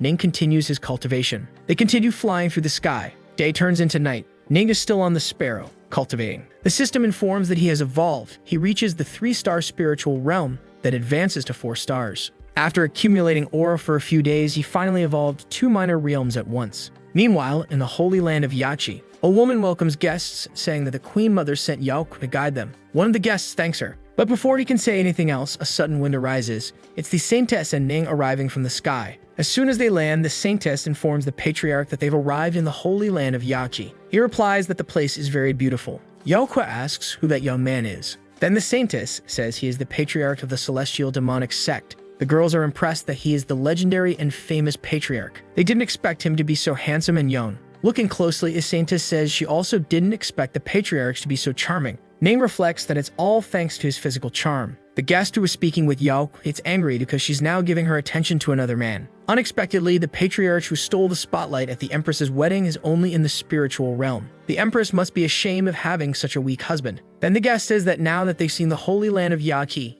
he wants to greet the Patriarch. The Patriarch's words once moved the heart of the original holy son of the celestial vault holy land. He's not trashed like the previous one, so he'll test him. Ning says he doesn't remember him. There were too many holy sons that day. The guest is shocked that he doesn't remember, since he's the one who made them lose all their composure. Ignoring the conversation, the Saintess calls Ning Tai to follow her. She's going to take him to meet the Queen Mother of the West. As they walk, Ning wonders what kind of person the Queen Mother of the West might be. The pair enters the palace of Yachi. He's impressed by the reception. There are several disciples playing instruments. The Queen Mother of the West enters the hall and asks what opinion the legendary Patriarch has of the Yachi Palace. Observing the Queen Mother, Ning concludes that she seems to be an immortal empress. He greets the Queen Mother of the West while thinking she's quite young. He expected an older woman. Then the Queen begins speaking, saying that at first she thought the Empress was crazy. She removes the veil covering her face and says that, looking closely, it seems her husband is quite good. Ning's heart begins to beat faster and he becomes confused, not knowing why he's feeling so emotional. The system informs him that the Queen Mother has a fox-type physique that is extremely seductive and is the natural enemy of the divine physique. Only by using his power can he resist the charm. So the young man activates his divine physique to resist the seductive one. He remains red and sweating, needing to relax. The Queen Mother thinks it's strange that even the strongest cultivators of the celestial realm can't resist her physique. Yet Ning, who's only in the spiritual realm, can endure it. Serious, the young man says that kind of behavior isn't expected from a Queen Mother. He's representing his sect and is still Lu Wuking's husband. Smiling, the Queen Mother says she was only teasing him. Then she apologizes and says she'll be more careful. The young man gets straight to the point and asks what she wants the celestial mirror for. Turning around, she asks the Patriarch to follow her. They head outside the hall. One of the disciples is saying that they can no longer handle the spring that's gone out of control. The Queen Mother introduces the Patriarch and says he has the celestial mirror. Ning asks why the spring is darker than usual. Then the Queen says her disciples polluted the water during cultivation, but they can handle it themselves. They just need to borrow the celestial mirror. Serious, Ning asks if not even the Queen Mother of the West can deal with that. She replies that despite her power, she doesn't know how to handle something like this. The young man reflects that they seem to be hiding something from him, but whatever haunts the Holy Land isn't his concern. He's there to fulfill his mission. He asks if it's enough to use the celestial mirror on the spring and begins handling the weapon. The Queen says yes, but the mirror is an immortal weapon. She asks if the Patriarch is really qualified to handle such power. Handling the mirror, he says that the Queen Mother is underestimating him and his wife. Ever since his wife embedded it into his body, he's been qualified to use the celestial mirror. Observing the young man, the Queen Mother notes that the Patriarch of the celestial demonic sect has a spiritual ocean while still in the spiritual realm and possesses 199 spiritual veins. The system announces that he has shocked the Queen Mother and the elders, and as a reward, he received the powerful physique card. From above, Ning uses the mirror on the lake. He reflects that the aura gushing out from the spring must be what the Queen Mother wants to keep hidden. Using his power, he also wonders if this dark aura is what's resisting him. Serious, he tells the mirror to illuminate Yachi and cleans all impurities. The darkness quickly vanishes and the spring returns to its original state. Then Ning calls the mirror back. As soon as he takes the weapon into his hand, he feels extremely exhausted. He falls from the sky, and Her Holiness catches him. The Queen Mother asks Her Holiness Yahello to help the Patriarch recover, and afterward, she will personally thank him. Then she informs her disciples that from now on, no one is allowed to approach the immortal spring without her permission. They leave as a strange symbol appears in the lake. Elsewhere, Ning thinks it's no wonder Lu didn't give him all 3 immortal weapons at once. Just by activating the celestial mirror at full power, His entire aura was drained. Fortunately, his recovery is fast with the divine registry. Her Holiness approaches the boy and asks if his aura was drained. She seems worried, but Ning is already almost completely recovered. She's impressed by the speed. Just moments ago, he was exhausted and his spiritual ocean had been drained. The system announces that he has shocked Her Holiness of Yachi, so his aura cultivation increases by 300. The Queen Mother of the West enters and tells Yo, and not to say that kind of thing to the boy. Immediately, Her Holiness greets the Queen.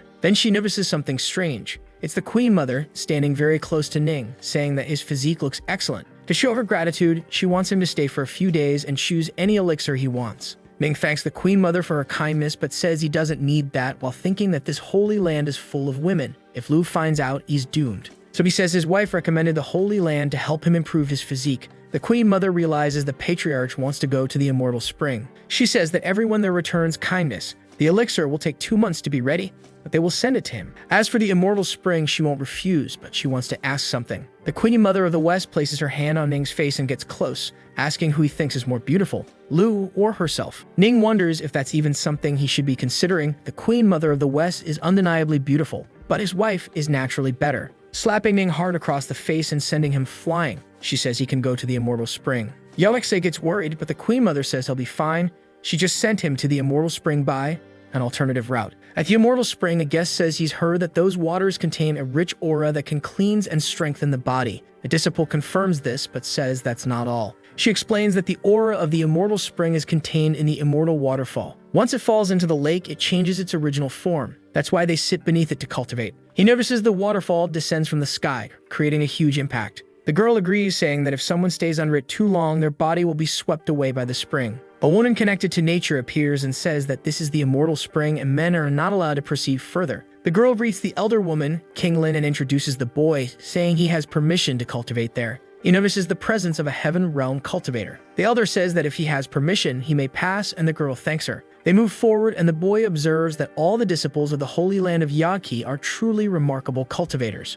In the waters of the lake, several girls are calmly cultivating. The boy is impressed by the number of people. Noticing the boy's presence, the girls start running in different directions and throwing stones at him. He tries to explain that he wasn't spying, he was just admiring the waterfall. The girl accompanying him says that Suxing has permission from the Queen Mother to access the Immortal Spring. The disciples begin to calm down a little, but they remain tense with the boy's presence. He's frustrated by their reaction. Falling from the sky, Ning shouts for everyone to move out of the way. Then he crashes right in the middle of the Immortal Spring Lake. The girls are startled once again, and Ning climbs out of the water, asking why everyone's acting like that. Suxing realizes that it's Ning Tian standing there. He's outraged that he only got there with the Queen Mother's permission and says the Patriarch descended from the sky just to peek at the disciples of the Holy Land of Yaki. He thinks the celestial demonic sect will become a joke across the entire spiritual domain, but in reality, the disciples are amazed by Ning's beauty. They all get very excited, wanting to know if he also came to bathe in that lake, if they can scrub his back or stay with him. Suddenly, a power appears, declaring that the one who invaded the spring must die. Someone shouts for Elder Kinglin to stop the attack. It's the Saintess, who says that this is the Patriarch of the Celestial Demonic Sect, and he's authorized to enter the spring. The Elder is shocked. She then says she didn't know he was the Patriarch and apologizes for disturbing him. Still sweating, Ning says it's fine since nothing happened. Jealous, Suxing thinks about how he is a celestial son, yet he's treated worse than someone born as a servant. The elder tells them to proceed, as they're at the Immortal Spring to cultivate. One of the disciples says she wants to see if the Patriarch can break the waterfall record. The last one to do it was the Saintess, with an hour and a half. Suxing continues to be frustrated, wondering why everyone is being so kind to the Patriarch. It must be crucial to be strong and handsome. Trying to show off, he says the two of them should compete to see who lasts longer under the waterfall. He's certain Ning will lose the competition. The Saintess says the waterfall's power is extreme, and such a competition isn't necessary. Smiling, Ning says he accepts the challenge. Suxing quickly goes under the waterfall. Then he thinks about how they'll show those clueless women what a real man looks like. 30 minutes pass, and Suxing is at his limit. He spits blood, and his clothes fall apart. Everyone gets worried about the young man. Suxing walks away from the waterfall, embarrassed and wondering how things ended up like this. As he passes by Ning, he tells the boy to stop laughing, saying he won't last longer than him. Competitive, Ning says we'll see about that. The aura and pressure of the waterfall are immense since it falls from the heavens. Before entering the waterfall, Ning activates his divine recall. Then he takes his position and begins to cultivate. Smiling, Suxing thinks he's about to witness the boy's defeat with his own eyes. At first, the water from the waterfall feels like stones crashing onto his body, but there's no pain or discomfort. Then suddenly, it crashes down like a mountain. Ning focuses intensely to cultivate beneath the waterfall. but he's uncomfortable. Suxing gets excited and shouts that he knew Ning wouldn't last long. One of the disciples says the patriarch is amazing and will surely last 30 minutes. Another admires his abs, and a third says she wants to touch him. Suxing is shocked by their comments. They ask why he's so angry and if he's really that weak. Under the waterfall, Ning remains focused on cultivating and refuses to give up. He notices there's a hint of DAO connected to that aura and wonders if it might be the DAO of music. Since there are 3,000 paths to the DAO, there are also 3,000 spiritual veins. The young man wonders if he'll become invincible if he opens the spiritual vein for each path. From outside, the saintess is impressed that he's acquiring the spiritual vein of the dragon of music. Usually, the waterfall is too much to withstand, but he's opening new veins. Furious, Suxing can't believe that Ning is unlocking new spiritual veins. He faints, and one of the disciples asks why it happened so suddenly. Another says it's because of his anger and that he'll be fine soon. Beneath the waterfall, the music veins rupture. Ning is confused. They shouldn't break so suddenly. The system informs him that he hasn't absorbed the essence of the DAO of music, but he can play music to strengthen the veins. He's confused about playing music and then realizes that the system has granted him the domain of the DAO of music. This must be a divine blessing. Quickly, Ning asks the saintess to lend him her gyukan, a musical instrument, and she agrees. The saintess throws the instrument to him, wondering why he needs that while improving his physique. Ning gets ready to catch the gyukan. As soon as he holds it, the system announces that the DAO of music is being activated. The boy begins to play. It's a gentle and deep sound, and the disciples can't believe that the patriarch knows how to play music with such advanced techniques. The music echoes throughout the holy land of Yaoqi. The Queen Mother of the West hears the melody and assumes it must be Yaoqi playing, but she realizes Her Holiness's musical knowledge is not that advanced. So she heads to the immortal spring with her disciples to find out what's going on. Stopping the music, Ning thinks that even though his veins are open and strong, he still feels like something is missing.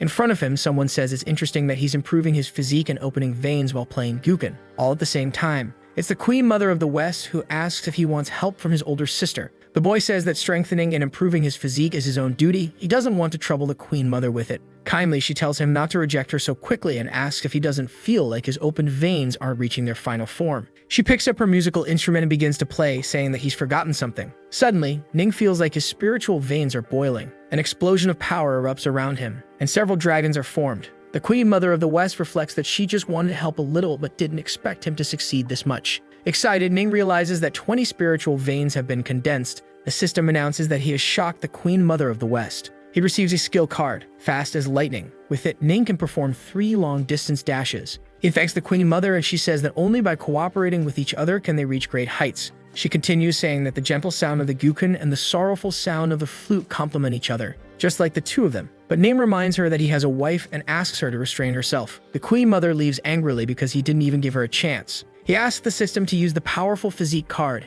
and it's activated. 2.5 hours later, the disciples are still shocked that Ning is condensing veins and not even tired. The powerful physique card can substitute the aura in the host's spiritual sea. Ning is confused by this information. Then he panics because without aura, he'll only have a strong body to endure the power of the waterfall. Eventually, Ning is struck by the waterfall and spits blood. Ning is stunned by the impact of the waterfall on him. Her Holiness asks the Queen Mother if they should go help Ning, but the woman says they should wait and observe. The boy grows impatient and wonders if the damn system still hasn't processed the aura relocation. He can't hold on any longer. Then the system informs him that the relocation is complete and the connection with the host has been reestablished. With that, Ning regains control of the situation. He can feel his body filled with explosive power. The system congratulates him for evolving to the 5-star spiritual realm. Excited, he realizes he's strengthened his physique, opened new veins, and evolved. It's a triple blessing. All the disciples watch in excitement, amazed that the patriarch has evolved. Yaoqi apologizes for getting a bit too excited and losing her composure. On the ground, Suxing wakes up and asks how long he's been unconscious and whether Ming Tan has already failed. One of the girls says the patriarch endured for 5 hours. The man is absolutely stunned. He says that's impossible. He yells that it must be a lie. Ning is just someone from the spiritual realm. He couldn't last longer than him. Still shouting, he storms off, claiming that he's the true holy son, Suxing, and the #1 in the world. Her Holiness begins to say something about him, but the queen says his Earth Deo was broken, so someone must take responsibility and escort him back to his homeland. One of the disciples is startled. It's Ning finally emerging from the water. All the girls stare and Ning starts to get embarrassed, unsure of how he'll explain all of this to his wife. But the Queen Mother of the West tells him to relax. No one there is going to snitch on him. Still, she has to say that Lu Wuking is very lucky to have him. The boy gets even more flustered and asks them not to talk about it anymore. A light begins to rise around Ning, and he's confused about what's happening. Yahello is surprised. The immortal spring, which shouldn't have any aura, is overflowing with a powerful aura. Calmly, the Queen Mother says it must be related to the Patriarch. He feels that it contains the aura of the Thunder Tribulation and immortal music. Perhaps it's due to the realignment of the aura. The water is full of vitality when entering and exiting. Curious, the Saintess asks the Queen Mother of the West if they can cultivate in the spring. The woman replies that it shouldn't be dangerous, so yes, they can. All the girls excitedly enter the water. He's confused as to why the girls are using his water to cultivate. They talk about how amazing he is and how strong his energy feels. Soon after, they begin to evolve thanks to the Patriarch. The disciples hug him to thank him. The young man says it was nothing and begins absorbing battle energy. His battle energy level is now 100 out of 100. Then he quickly leaves the water. He tells the Queen Mother that the matters of the Holy Land of Yaqi are resolved, so he will be leaving. She says he should stay and spend the night in Yaqi. Serious, Ning says he truly needs to go. He begins to leave, and the Queen reflects excitedly that he filled the immortal spring with abundant aura. She's growing more and more interested in him. Later, she asks if the Patriarch really can't stay a bit longer. Her disciples are reluctant to see him go. Ning replies that his wife must be missing him after being away for so long, so he should return soon. He thinks about how he's afraid he won't be able to resist that place and its temptations if he stays. While he's lying down, the disciples might need him to discuss all sorts of things. Men need to take care when going out alone. He climbs onto the giant bird and says that since the mountains are high and the rivers long,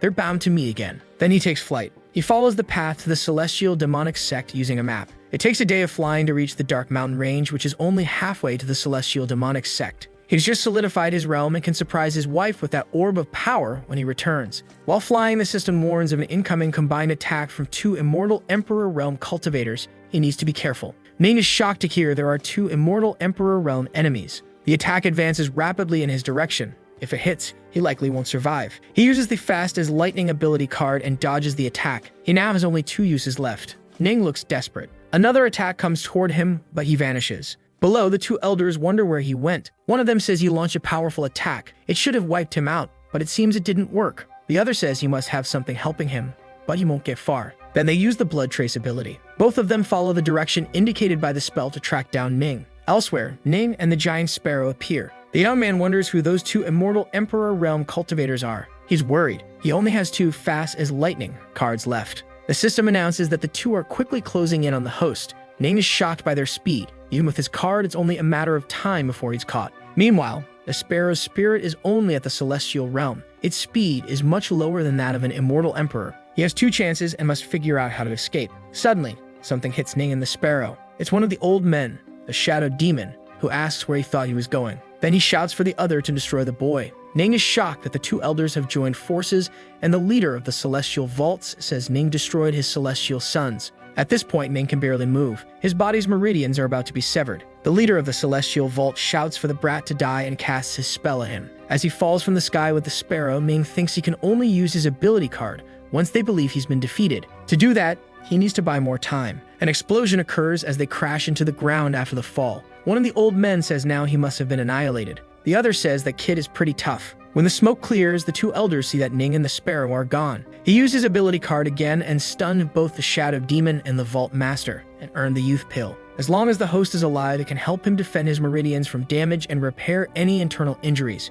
Ning grabs the magic charge ore he got from the Holy Land of Yaqi and says those old bastards are going to have to deal with him now. He eats the pill and comments that he only has 1 more chance. So long as he doesn't die, he'll eliminate the enemy. Then he asks the system to activate the last Fast as Lightning card. The system announces that he has used his card for the 3rd and final time. He appears somewhere below. The 2 old men are running toward him, and one of them shouts that to require 2 cultivators as powerful as them, the boy must be extremely strong. The other says he has earned the title of Legendary Patriarch of the Heavenly Demon Sect and has escaped from them 3 times already. The shadow demon charges at Ning, shouting that this time he won't escape. Smiling, Ning says that if this is his end, he'll at least tear off a piece of their hide, then asks the system to activate the battle power skill. Ready to strike, the boy stretches his arm forward. He unleashes an incredibly powerful attack toward the Shadow Demon and the Vault Master. The latter becomes furious that he dared challenge him. The Shadow Demon summons the Blood Shadow Phantom Claw, and Ning wonders if it ends here. The sparrow tosses him away, causing him to dodge the demon's strike,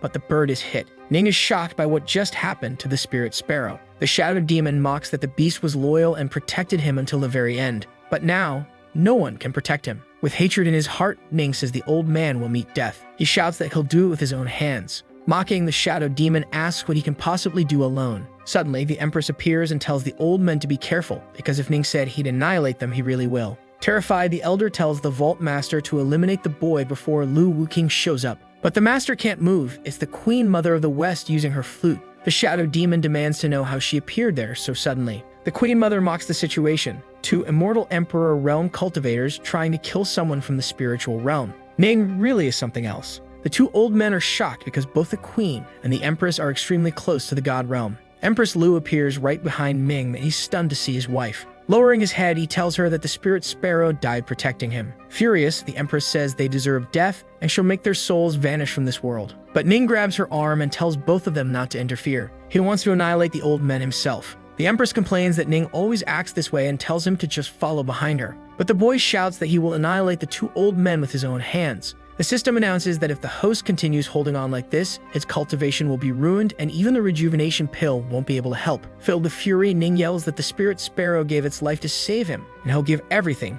He has to destroy those old men. The host's determination shocked the system. Phantom of the Great Celestial Emperor granted, usable for 5 minutes. Ning summons it. Suddenly, the Phantom of the Great Emperor appears in the sky, frightening everyone. Lu is shocked that Ning was able to summon the Phantom. She wonders if there are emperors supporting him, but if that were the case, it would be impossible for her not to notice. The Vault Master and the Shadow Demon are terrified, questioning if Ning is truly from the spiritual realm. He shouldn't be able to summon something like that. Ning ascends into the sky with hatred in his eyes. He stops in front of the Great Emperor's Phantom, and one of the elders says that this is beyond his understanding. They try to flee immediately. The Vault Master is struck before he can escape, but the Shadow Demon flies away at high speed. With glowing eyes, Ning asks if he thinks he can escape. Then he summons a dragon to chase him. Ning says that this is outrageous, and the dragon prepares to bite the elder. With a single move, he is devoured alive. The Empress and the Queen Mother are stunned by the strength of that move. A red light emerges from the dragon's mouth. They are the spirits of the Shadow Demon trying to escape. But the Empress and the Queen Mother stop two of them from fleeing. Still, a third one is getting away. He says he needs to flee quickly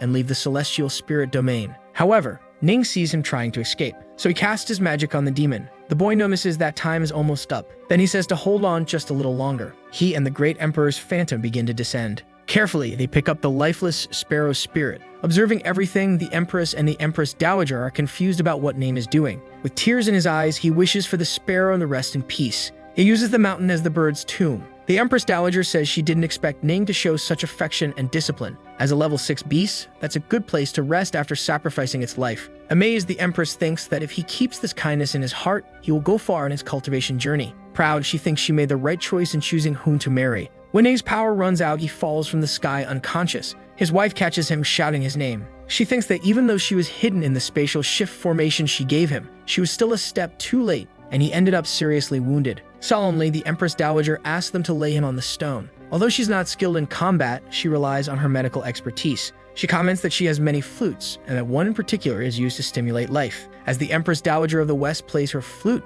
Ning begins to react. He is surrounded by her magic. Worried, the Empress asks what is happening. The Empress Dowager says his external wounds are healed, but his power cannot integrate with his body. The Empress thinks that even if she has to travel through the 9 spiritual domains, she will find a way to heal Ning Tian. Trying to reassure her, the Empress Dowager says she knows a way to heal the young man. The Yachi elixir still needs 2 months to be ready, but if they give it to Ning, there may be a glimmer of hope. The Empress begs them to give him the elixir. The Empress Dowager explains again that they'll have to wait 2 months for it to mature. If taken now, it could evolve someone up to the celestial realm. Serious, the Empress insists they give Ning the elixir. She doesn't want to risk his life. The Empress Dowager tells them to go to Yachi. In the holy land of Yachi, one of the disciples brings the elixir to the Empress Dowager of the West. The Empress asks if she's sure the elixir can heal Ning's wounds, and the Empress Dowager confirms, saying his spiritual ocean and veins are intact. Worried, the Empress calls Ning Tian's name. The young man begins to wake up. Confused, Lu asks if the elixir will really heal him. The Empress Dowager confirms but warns that it has side effects.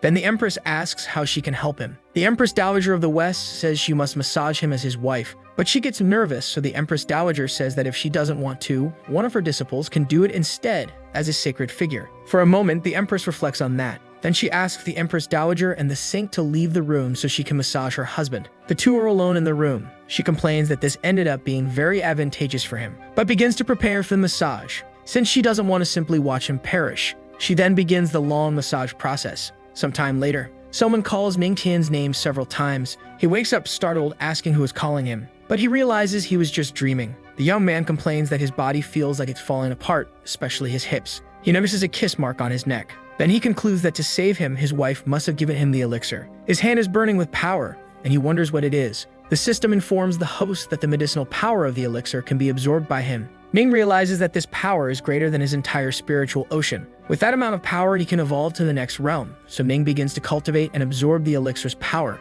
Outside, the Empress Dowager comments that 2 men from the immortal Emperor realm were reduced to ashes. This will certainly stir the spiritual domain. Angrily, the Empress says they brought that fate upon themselves when they dared to mess with her and her husband. She'll deal with the righteous path people herself. The Empress Dowager says the Empress protects her husband very well. If word gets out, many hearts will be broken. Approaching Lu, the Empress Dowager of the West asks why she is wearing her clothes. Lu is too embarrassed to answer. She doesn't want to admit that her own clothes were accidentally torn. From inside the room where Ning is, a great light begins to burst out. The Queen Mother comments that Lu's husband has an incredible physique. He resumed cultivating in no time. Ning senses an immensely powerful aura. A hole forms in the ceiling of the place. Then the Queen Mother of the West screams that he's not just cultivating, he's evolving. She's shocked at how he can do it so quickly. The system congratulates him for evolving to the 6-star spiritual realm, then to the 7-star level, and finally to the 1-star Earth King realm. He shocks the Queen Mother of the West and acquires the Tao ability of music. He then activates his tenfold comprehension.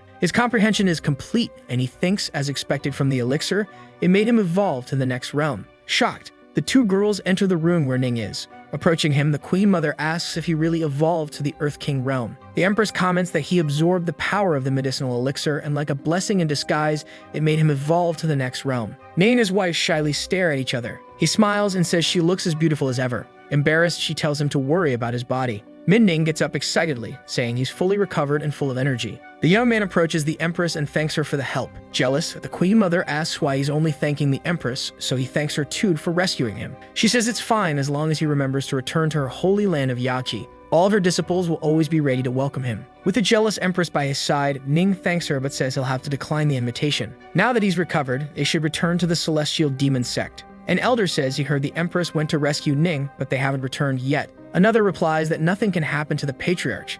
He's a treasure. Suddenly, a great light falls from the sky. It's the Empress returning. Clinging to her is Ning, and the girl tells him he can let go now. Ning asks if she couldn't have teleported. Why did they fly like that in such a terrifying way? She says she could, but he would have died during a teleportation. Embarrassed, Ning thanks her for being so considerate of him. The disciples start crying and shouting with joy that the Patriarch is alive and well. They don't know what they would do without Ning. The young man is startled. Suddenly, someone appears. It's a severely injured man who tells the Empress and the Patriarch that the Celestial Wind City was massacred. Everyone is shocked and wants to know who committed such an atrocity. Someone yells that the man is gravely wounded and needs immediate care. While the elder holds him, he asks them to call a doctor. Ning steps forward and says he can save him. The elder master says that while the Patriarch is skilled in cultivation, when it comes to healing, he should let a doctor handle it. However, Ning says he can bring someone back to life, so he can definitely heal a lesser wound. The Empress asks the great elder to lay the man down. With the man lying down, Ning uses his power to heal him. He pulls out a musical instrument to use. The disciples are impressed, and so is the Empress,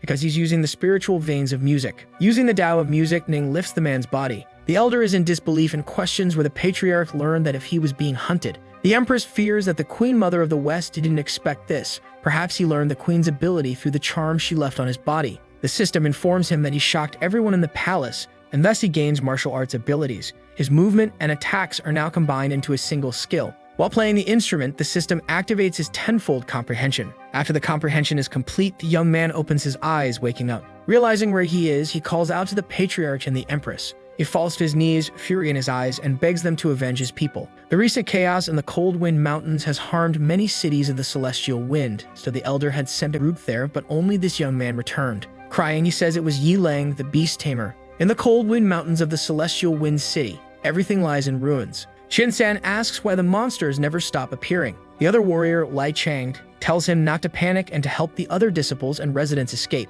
Atop a giant beast appears Yi Lang, beast tamer of the Righteous Alliance. He says with all due respect that everyone there that day will meet their end. Then he commands his beasts to attack the warriors.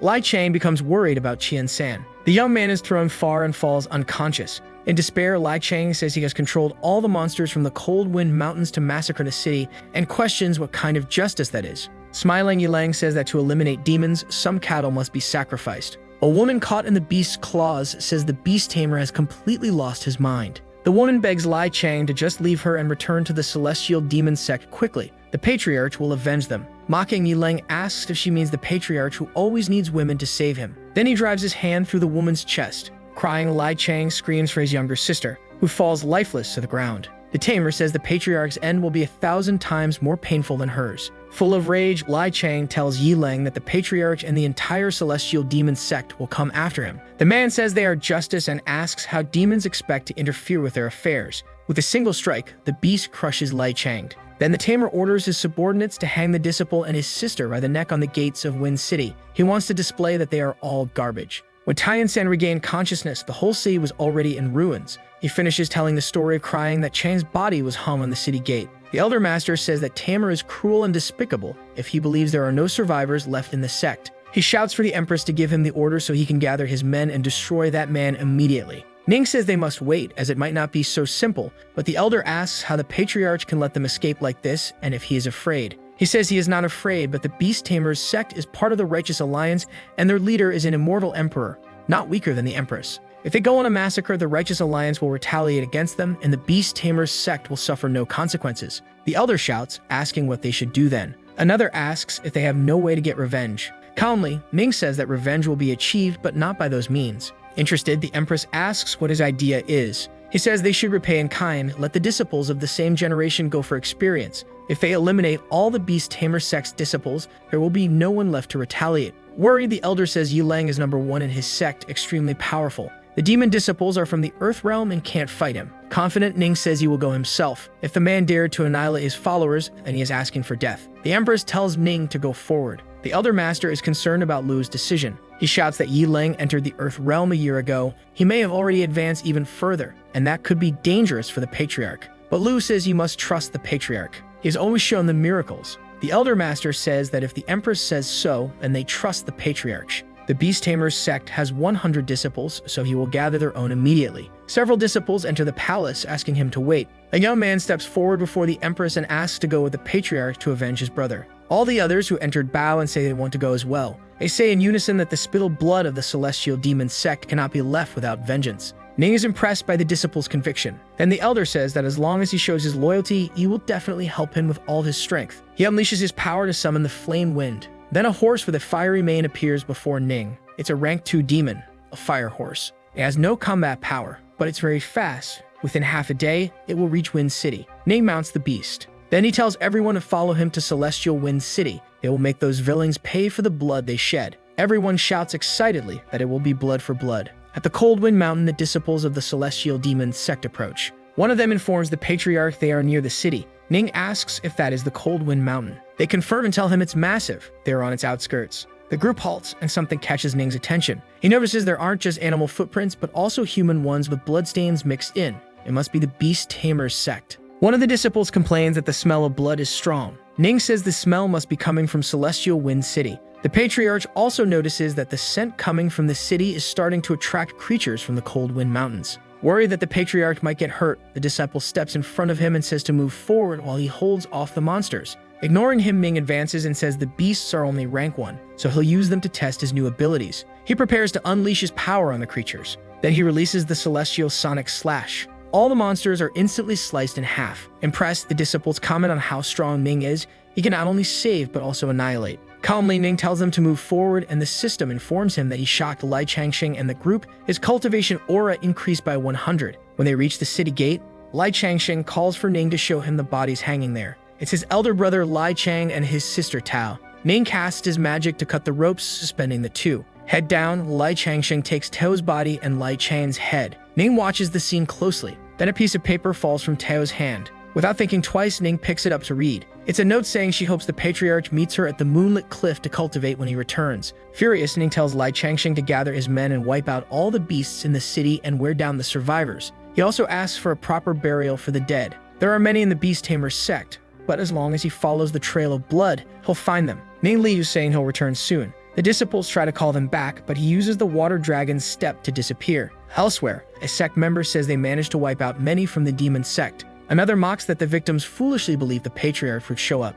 Yilang says if the Patriarch dares come, he'll handle it personally. He'll watch him tremble in fear. and beg for mercy. He asks the kidnapped girl beside him if she doesn't find it all amusing. She lets out a high-pitched scream. A young man says Yilang is incredible and wonders how anyone could compare Ning, who depends on women to survive, to him. Another says Ning will end up on his knees. Suddenly, a violent wind rises, leaving Yilang confused. Rocks around them start erupting with lava, alarming everyone. Someone asks what kind of villain is causing such chaos. In the sky, the moon is full. One of the disciples climbs a rock and tells Yilang there's no one around. Someone wonders if it could be the souls of the victims coming to take them. But Yilang says that makes no sense at all. Suddenly, the girl behind him collapses. Behind Yilang appears Ning, who asks if the genius of the Beast Tamer sect is afraid. The man stammers, asking who the young man is. Ning stares him down and says he's the one who's going to take his life. Yilang says, judging by Ning's aura, he must be at most in the 3-star Earth King realm, so he's not worthy of being his opponent. Preparing to attack, the tamer says he's just a little rat hiding in the mist to stay safe.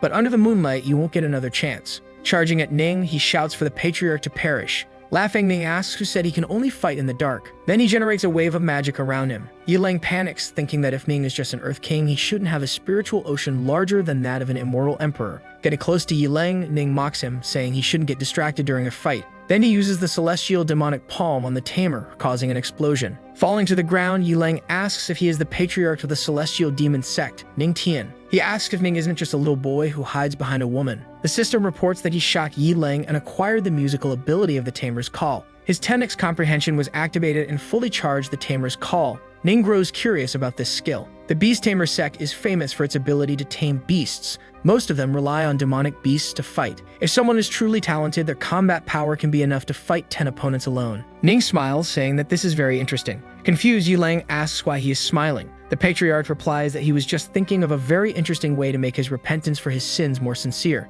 The tamer asks what sins. Then he says that since ancient times there has been no coexistence between the righteous and demons, they eliminate demons in their sect, which is the right thing to do. Ning laughs and says he's wrong. That's not how things work. Finally, he says only the strong can make the rules, and coincidentally, he is stronger than Yilang, so he will have to be annihilated. Yilang shouts that he is too arrogant, and even if he has a spiritual ocean, he possesses a lethal move, the Demon Head, a high-grade weapon that stores power. The tamer launches the Demon Head at Ning. Several beasts appear around him, and he shouts that the patriarch should prepare for his end. At last, he commands the beasts to destroy Ning. Curious, the young man realizes that these beasts are high-level spiritual weapons. He had been wondering where these creatures were, and now he has found them. Calmly, he pulls out his musical instruments and says that now things just got even easier. Then he uses the tamer's call through his music. Quickly, all the beasts around him are struck. Yilang is shocked that Ning knows the tamer's call, and that it even sounds better than his own. In the city, the disciples of the celestial demon sect hear strange sounds coming from the forest.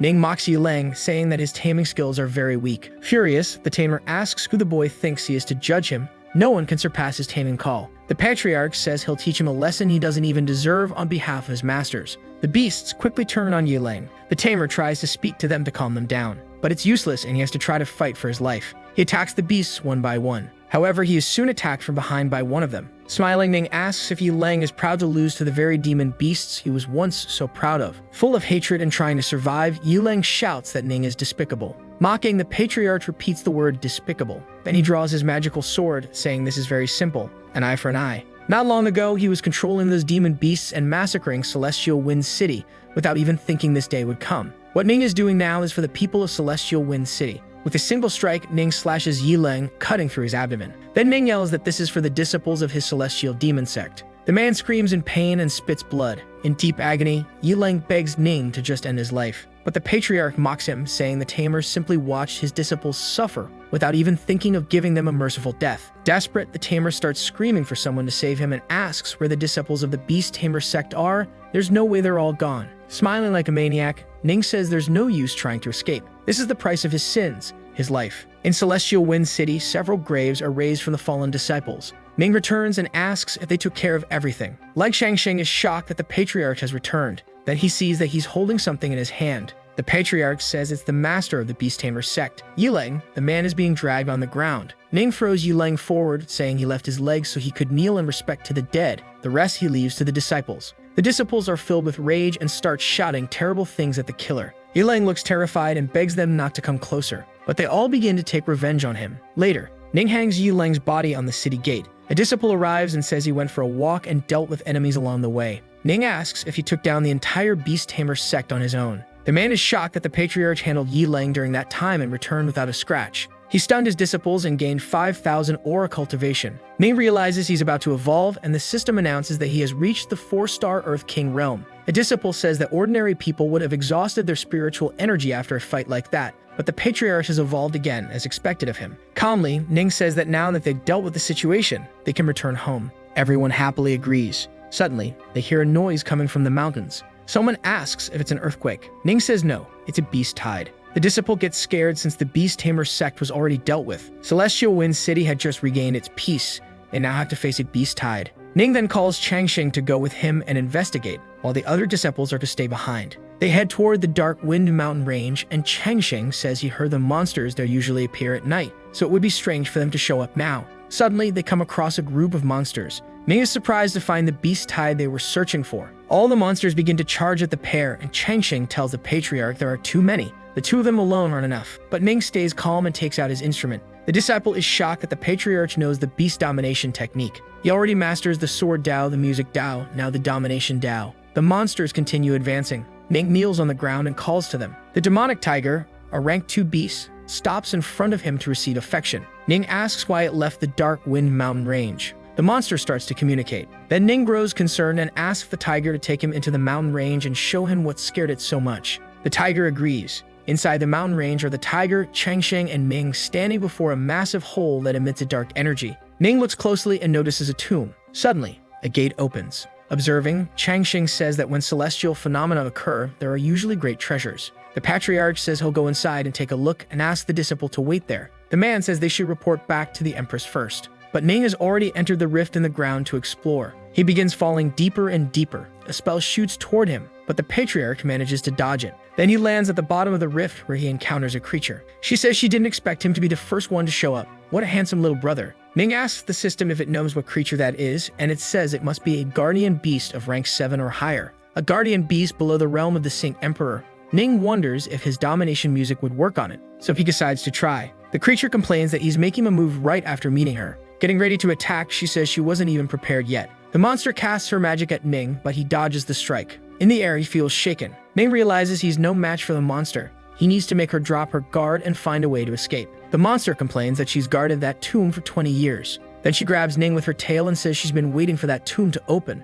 and it's too much of a coincidence that he appeared right when it did. Very close to the patriarch, the creature says that since they're destined to be together, she'll take care of him. Then she opens her monstrous mouth to attack. The guardian beast tries to swallow Ning, but an explosion happens between them. It's the Empress who has arrived to help him. The young man is shocked to see his wife there. The creature mocks that Ning's wife has arrived and tells him to watch everything closely. Lu says that a rank 7 demonic beast is quite bold to want to cause trouble. The beast replies that she has no interest whatsoever in Ning. Even so, the Empress launches her magic at the creature, wondering if she's really that easy to defeat. Something begins to form in front of the couple, and Ning asks if it's a barrier. It seems that the high-ranking guardian automatically transformed into a barrier. The Empress observes that this seems to be the tomb of at least a celestial immortal emperor. A crown descends inside the tomb, and a man says the Empress is truly clever. Then he says it's been a long time since they last met. Ning asks what that man is doing there. Lu explains that this place also belongs to the Dongxing Kingdom, so the king was bound to appear. Then he says that, although this tomb can't shake the entire celestial spiritual domain,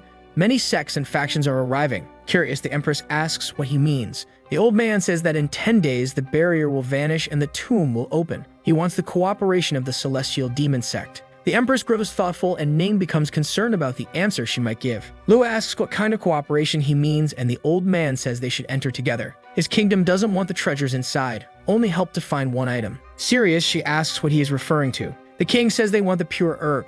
It can help heal his son's wounds. It only grows in specific places, and there should be some inside that tomb. Ning comments that the king has many talented people with him, so he asks why he needs help from the celestial demon sect. The old man says there are unwritten laws in the celestial spiritual domain. To balance great powers, someone from the immortal emperor realm cannot get involved. On the day the tomb opens, all the masters will send their people. There's no way to avoid a fight. The king wants to use the demon sect to strike his enemies. Then Ning tells King Lin that he can't help his son. On the day of his wedding with the Empress, there was no etiquette or courtesy, no word or skill. The other men with the king reflect on how bold the patriarch is for scolding him. While the king fills with rage, Ning says that if he loses patience, there will be no chance of receiving help. Thus, King Lin realizes what he must do. Smiling, he asks if Ning is still offended by the previous incident and apologizes for his son being ignorant toward the patriarch and the Empress. Lu and Ming are shocked, neither expected the king to apologize. All of his followers are also left speechless by the event. Ning reflects that it's hard to fight someone who smiles at you and he'll need to find another path. But before he can take the lead again, the Empress says there's no need for apologies and she has no interest in that cooperation. Lin is offended, as he was using all of his sincerity. Lu says that the Celestial Demon Sect doesn't need any cooperation and can handle everything alone. Other people might just drag the group down. Furious, the king says it seems the Demon Sect will become his enemy, and Lu shouldn't regret her decisions in the future. At first, he was hesitant about the cooperation sent by the Righteous Alliance. Now it seems they must use their power to teach that couple a lesson. As the kingdom's members leave, Ning asks if the Empress was trying to take advantage. The Empress comments that he didn't seem to want that cooperation, but he kept stalling the king. She approaches him and says that if he wants to say no to something, he should just say it. No need to beat around the bush. She will always support him. He lifts her in his arms and says he was touched by her words, so he's going to reward her. The couple heads to a hot spring lake and the Empress asks how he knew that was there. Ning says he saw it when he jumped from the mountain. When he visited the spring earlier, he thought he should come back with her. Even if it's not the immortal spring, it's still an incredible experience. Lu says she asked him to come here to strengthen his body, not to do this kind of thing. He asks what she means. Does his wife think he's not strong enough right now? She replies that either way, he should stay there for a few days until the tomb opens. She'll send the Supreme Elder to watch over him, and Ning asks about her. Even though the king has twisted intentions, he's right. If that's not the Great Emperor's tomb, immortal emperors can't get involved. Ning says he understands and tells his wife not to worry. He'll make sure their sect stands at the top. The Empress thanks him. Then he says Lu should show a little sincerity since there are still a few days until the tomb opens. She asks what he means by that. Ming says he means her husband is very tired and needs to eat something before beginning exploration. The Empress replies that then they should take care of that. Then she asks how hungry he is. 10 days later, someone asks where that monster ran off to. The Guardian, full of hatred, curses the humans and says she didn't expect that thing to appear just 10 days later, right when the barrier was broken. Something strikes the creature, and it screams in agony. An elder, Qin Feng from the Righteous Alliance, yells for them to use more force. They want to eliminate the serpent demon that very day. The beast is defeated and cries out in pain. One of them asks why they're trying to kill it when they could simply tame it. The elder replies that the Righteous Alliance eradicates monsters. The leader of Celestial Island, Chan Bao, says that monster was guarding the tomb, and now that it's gone, they need to enter and search for the treasure. The saint says the area is under the influence of the Celestial Demon Sect, but none of them are there yet, so she asks if they should wait. The elder says that those people from the Celestial Demon Sect must have known they would be there and ran away in fear. A voice apologizes for the disappointment and calls for their attention. Smiling, His Holiness recognizes that voice. Ning descends from the sky, saying the demon sect is naturally present. A disciple points upward and shouts that it's the patriarch of the demon sect. They already suspected he would appear. The disciples begin gossiping about Ning, asking about his marriage and how he shocked everyone. Not to mention he escaped death several times. Ming lands calmly and asks since when the Righteous Alliance has been wandering through the lands of the Celestial Demon Sect. The elder calls him a brat and says he'll teach him a lesson. The Supreme Elder accompanying Ming asks how that elder dares challenge them. One of the disciples tells him to calm down because the Supreme Elder of the Celestial Demon Sect is just as powerful as they are. Another elder suggests they explore the tomb together. They can help one another and share their discoveries. The group agrees. Angry at Ning, the elder thinks that if he ever gets his hands on him, he'll destroy him. Ming asks who the other men present are. His Holiness replies that they are members of the sacred land of Tianbao and the Heaven Sect, several heavenly sons and elders. Ming says he's heard of the Heaven Celestial Sect before, but it's the first time he's heard of those lands. Then he asks if they're rich or something. Thinking the Patriarch is joking, His Holiness doesn't respond and says the Righteous Alliance is very sensitive. Ning just embarrassed them in front of everyone. The young man thanks His Holiness for the warning and says everything will be fine. Sometime later, everyone is standing in front of the tomb's gate. The elder glares at Ning in anger. Then he tells a boy beside him to push the gate and open it. The frightened boy says there might be a trap on the other side. Even so, the man doesn't seem to care and says that the boy is an elder from the martial arts sect he's used to treasure hunting. Ning thinks that elder is just trying to use smaller sects like his pawns. The boy goes up to the gate to open it, but as soon as he touches it, he feels unbearable pain and screams. The gate opens and a black magic pours out from inside. Smiling, the boy says the gate opened after all. Worried, Ning tells the boy not to move. He saw something. From within the tomb, a creature emerges and strikes the boy, throwing him far away. He hits the ground and starts convulsing. The disciples begin panicking. One says it's a ghost. Another says they probably disturbed a celestial soul in the tomb. Chaos starts to erupt. Another elder shouts at the disciple to stop spreading lies and confusing everyone. It's no surprise that tombs have traps. Ning hears the sound of a flute. Someone says no one else heard anything. How could Ning have heard a sound? One of the disciples says that although the legendary patriarch has done many incredible things, he's still only in the Earth King realm and shouldn't be able to detect something like that. Someone else interrupts, saying the patriarch is right. There really is the sound of a flute. His Holiness identifies it as the formation of the sound of death. She's read in ancient texts that this is an extremely violent formation. Once it begins, it doesn't stop until the energy fueling it runs out. Considering that His Holiness has knowledge of the Tao of music, they conclude that she must be correct and Ning truly did hear the flute. A man says the boy was annihilated after pushing the gate, so the mechanism must be in the gate itself. Therefore, to enter, it must be destroyed. Calmly, His Holiness tells them not to worry. The celestial land of Yaki is versed in the art of sound breaking, and she only needs sufficient aura. She needs one more person to cooperate with her to perform the art. Ning asks if she's referring to him. Someone comments that there's no way to know what else is hidden in that tomb. An elder says that as long as they can send energy, they'll be able to destroy the formation easily. Ning asks if the Righteous Alliance is really considering sacrificing human lives just to enter the tomb. The elder asks what the problem is if Ning is there. It's because he wants to seize this opportunity, so the weaker one should help them advance. Angry, Ning asks, in that case, why doesn't the elder go first and stop throwing away others as disposable tools to help them? The Saintess says they need to stop fighting. The art of sound breaking doesn't require much energy, and if the Righteous Alliance doesn't mind, she will assist them. One of the elders becomes furious, while another says it doesn't matter since the tomb is more important. One of them says they can open the gates, but asks if it isn't foolish to ask for the Patriarch's help, since he's just a disciple of the Earth King realm. Mocking, Ning says that just because the man doesn't know how to do it doesn't mean he's that stupid too. Ignoring the two of them, the Saintess asks the Patriarch to extend his hand so she can pass the art of sound breaking to him, and the young man does so. Once, in the immortal spring, the Patriarch and the Empress Dowager of the West played together. She had been waiting for this chance all this time. Then their hands touch. The system informs that it has detected the absorption of the art of sound breaking and boosts comprehension by 10 times. Comprehension is complete, and now Ning has the ability to break sound. The young man tells the Saintess to begin the process with him, and she asks, surprised, if he already absorbed it. One of the disciples is shocked that he mastered the art of sound breaking in 1 minute, since it's not such a simple ability. A man grows angry and says he's never seen anyone comprehend an art so quickly, and declares they don't plan to entrust their lives to Ning. Ning laughs and says he didn't expect people from the Righteous Alliance to care so much about their own lives, then tells him to sit and watch. The Saintess tosses her musical instrument to the Patriarch in case he doesn't have his own. The young man catches the instrument and thanks her, saying it's much better than his. Ning reflects that he would be grateful if one day he could acquire a spiritual music weapon. The Saintess seems touched as she takes hold of her flute. Then she leans on Ning, who asks if she's alright. She says yes. Finally, she explains that her spiritual instrument is connected to her, so playing it is like touching her. Excited, the Saintess tells them to proceed. In front of the gates, Ning, the Saintess, and some elders use their aura to gain entry into the tomb. 2 men open the gates, and everyone begins using their power to overcome the force of death. Ning plays with all his strength and focus. From within the tomb, a creature emerges.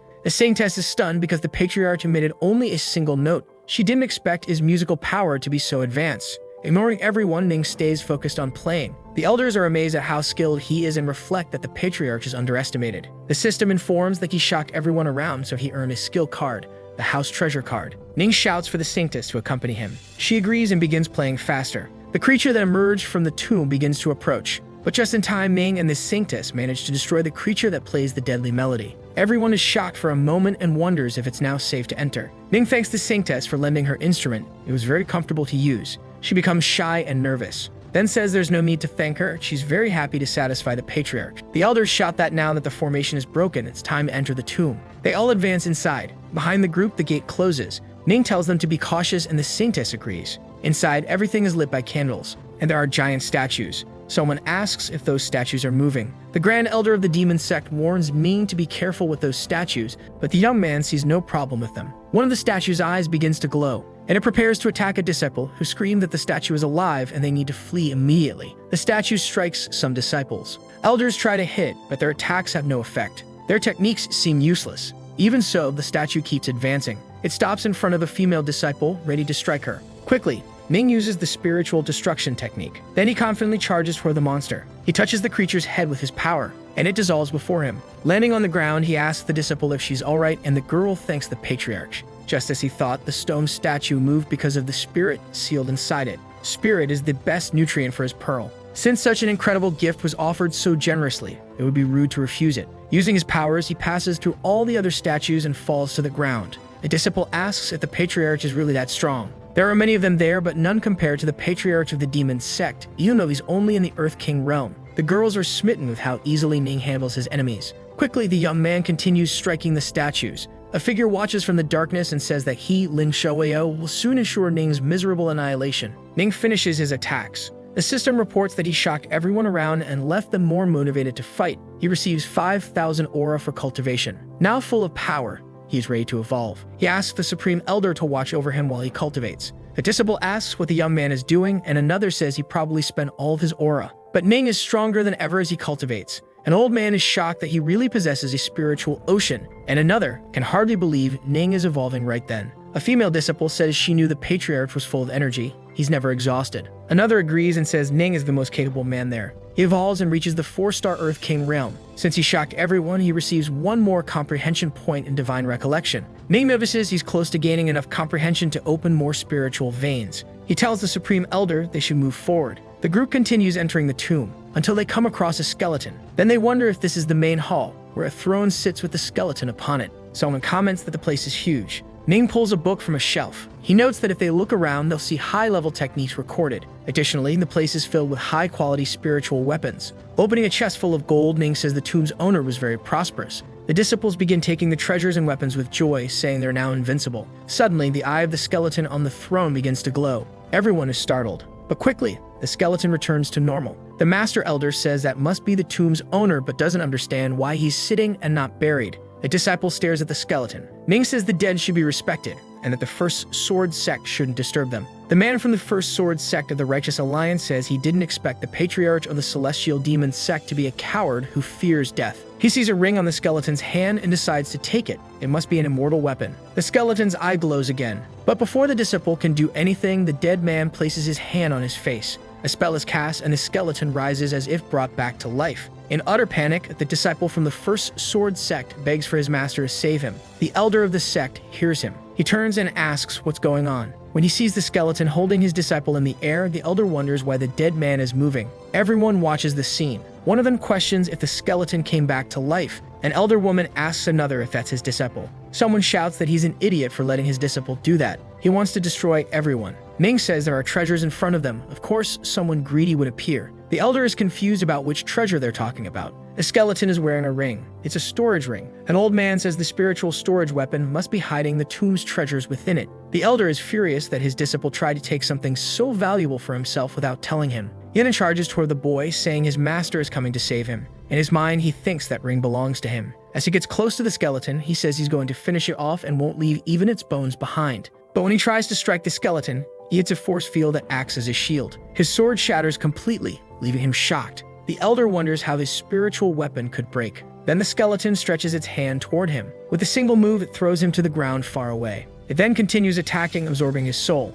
Everyone is frightened because the elder of the Moon's sword sect is in the celestial 8-star realm, but he was thrown back with a single strike. The skeleton drops the disciple's lifeless body. It starts laughing. With its magic, it throws some disciples far away. The Grand Elder of the Celestial Demon Sect asks if those people aren't from the Tanbao Holy Land. Ning says they should be hiding. Angrily, an elder says the information was wrong. That is a tomb of a great emperor. One of the elders asks the old man what he was doing. He responds that he found another chamber and didn't think there would be another formation inside. It trapped his disciples. A woman says that only with celestial realm power, and after losing so many men, that tomb has become dangerous. Ming says the great emperor is the strongest among the immortal emperors. The Saintess agrees and says it's not something they can handle. The skeleton stares directly at Ning. Tense from the situation, Ning wonders why it's staring at him, and it reveals its power with a wave of purple energy. Ning becomes nervous as it seems that power was directed at him. The elders and leaders notice that the enemy is incredibly powerful and decide to attack it together. They charge at the skeleton at high speed,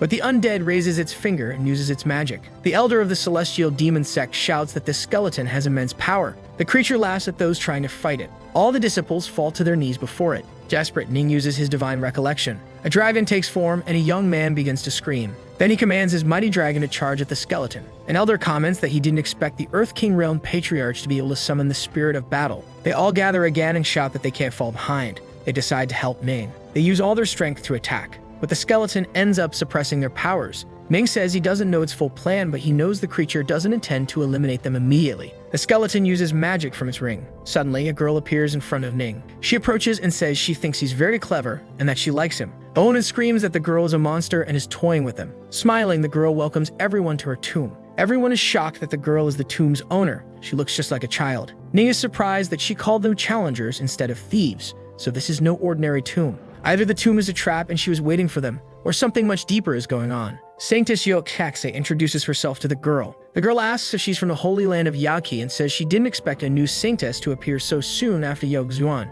The elder woman is shocked that the girl called the Grand Saintess by her name and wonders if she is the third great sage. Ning quietly asks the saintess what this third great sage means. She explains that the great sage and the Grand Saintess were two powerful figures in the same generation, very close to each other. Then she asks if the girl is the one who left with the Grand Saintess 300 years ago to become a god. If the saintess fell, the sage should have fallen too. The girl scoffs, saying she obviously still looks alive. The elder tries to explain. Smiling, the girl asks what this so-called path to godhood is and says it's better to call it the path to destruction. Everyone who tries it ends up falling. Since they are descendants of the saintess, she won't allow them to walk that path of no return. She will stop it. All the emperors have fallen. Ning asks what that means, and the girl says it's best to end this once and for all. Ning becomes nervous, as it seems that ancient monster is trying to attack them. The enemy is truly powerful. Even the elders have fallen into its trap. It's better to risk everything and escape. Then Ning lets out a shout and begins laughing like a maniac. The girl asks what he's laughing at and thinks he's just an unstable disciple. Ming says that what the girl said is absolutely wrong. Furious, she asks if he dares say she's wrong. Someone from the celestial demon sect warns the patriarch not to anger the third great sage. She is as strong as the Empress. Ning says that if she claims those who walk the Tao are going against nature, it makes no sense that she didn't follow along with the Grand Saintess. Enraged, she calls him a brat and complains that he speaks with such arrogance. Then laughing, she says it's incredible, he's like a great emperor. Ning is shocked that she would call him a great emperor. As expected of Ning, he is capable of affecting the third great sage. She descends and says he impressed her, so she'll give him the chance to prove his mortal body. Ning is startled. Then she touches his forehead with her finger. Afterwards, she tells him not to blame her. She's surprised and says not everyone comes across something so incredible. Inside Ning, she encounters the spiritual thunder dragon Veen. That dragon is the true god. The girl says she only wanted to take a look, but she doesn't want to stress him out. The dragon charges toward her. The girl quickly backs away from Ning and says that boy is very dangerous. He doesn't just have a strong physical body, but his spiritual veins could also lead to immense power. The system announces that he has managed to shock the third great sage and receive the mind-reading card, which allows him to hear people's thoughts for 1 hour. The girl says his physique is very good, but it seems that her opportunity is not suited for him. Ming says her apologies are acceptable, and the girl tells him to shut up and maintain his posture. Then she flies back toward the skeleton. She explains that 300 years ago she was severely wounded, and only a thread of her spirit remained. That tomb is simply her final legacy. A shocked elder woman asks if that is the inheritance of the third great stage. A disciple comments that this is a great opportunity. She explains further, saying what they just experienced was only the first round of the great trial. Those who couldn't handle it have already lost. And there's only one possible outcome for the losers: death. Then she casts her magic against those who failed. They all turn into dark stains, frightening the others. She then says the trial must continue and reminds them that only those who leave there alive will earn her inheritance. Ning reflects on how wicked she is. The girl says that the children of the Holy Land of Yaki should wait. This inheritance isn't suitable for them. She releases an older elder woman. The lady thanks the girl, but inwardly thinks it's best not to get involved in all of this. The disciples whisper about how strange it is that she gives special treatment to some. His Holiness, worried, says she has another friend there. Looking at Ning, she begins to say something. Smiling, the girl asks what he is to her. Is he her husband, or is she in love with him? His Holiness says he's not her husband or anything like that. In fact, he's the husband of the Empress of the Celestial Demon Sect. With a sparkle in her eyes, the girl says he's very young and the only one with a real heart, but he has a very powerful wife. Ning tells His Holiness that she doesn't need to save him. Then he says he's genuinely interested in the inheritance of the third great sage. Laughing loudly, the girl says that's great. With that inheritance, his body will be drastically enhanced. Then she announces the second stage. The skeleton descends from above to the ground while the girl shouts that it's beginning. Portals begin to open, and one of the disciples asks what that is. She says those are the gates. If they enter the golden gate, they will live. If they enter the black gate, they will perish. And if they enter the purple gate, they will be trapped in nightmares. The girl asks them to choose. One of the disciples asks if there's really a choice. He says it's obvious they'll choose to live, as there's no difference between death and being trapped in nightmares. Together, everyone decides to enter the Golden Gate to live. Ning thinks it's clearly a trap, but he can't figure out what the trick is, so he asks the system to use the mind-reading card. The card is activated with a 1-hour usage limit. The girl reflects on life and death, how death is also a form of living, and how it's not so easy to escape it. So it doesn't matter which gate they choose, life or death, both will lead to the same end. Only the third gate offers a way to escape, so Ning walks toward the purple gate. The girl thinks about Ning's choice. She finds it interesting. The young man passes through the gate. Inside, he smells blood and smoke. It's Celestial Wind City. A wounded man, pierced through, begs the patriarchs to avenge them. Ning hears a scream. It's a girl begging the patriarchs to save her, but the tamer is holding her and says all the men of the celestial demonic sect are useless. Furious, Ning grabs him by the shirt, and he doesn't throw him against the wall. The tamer starts smiling and asks if Ning is trying to avenge his disciples.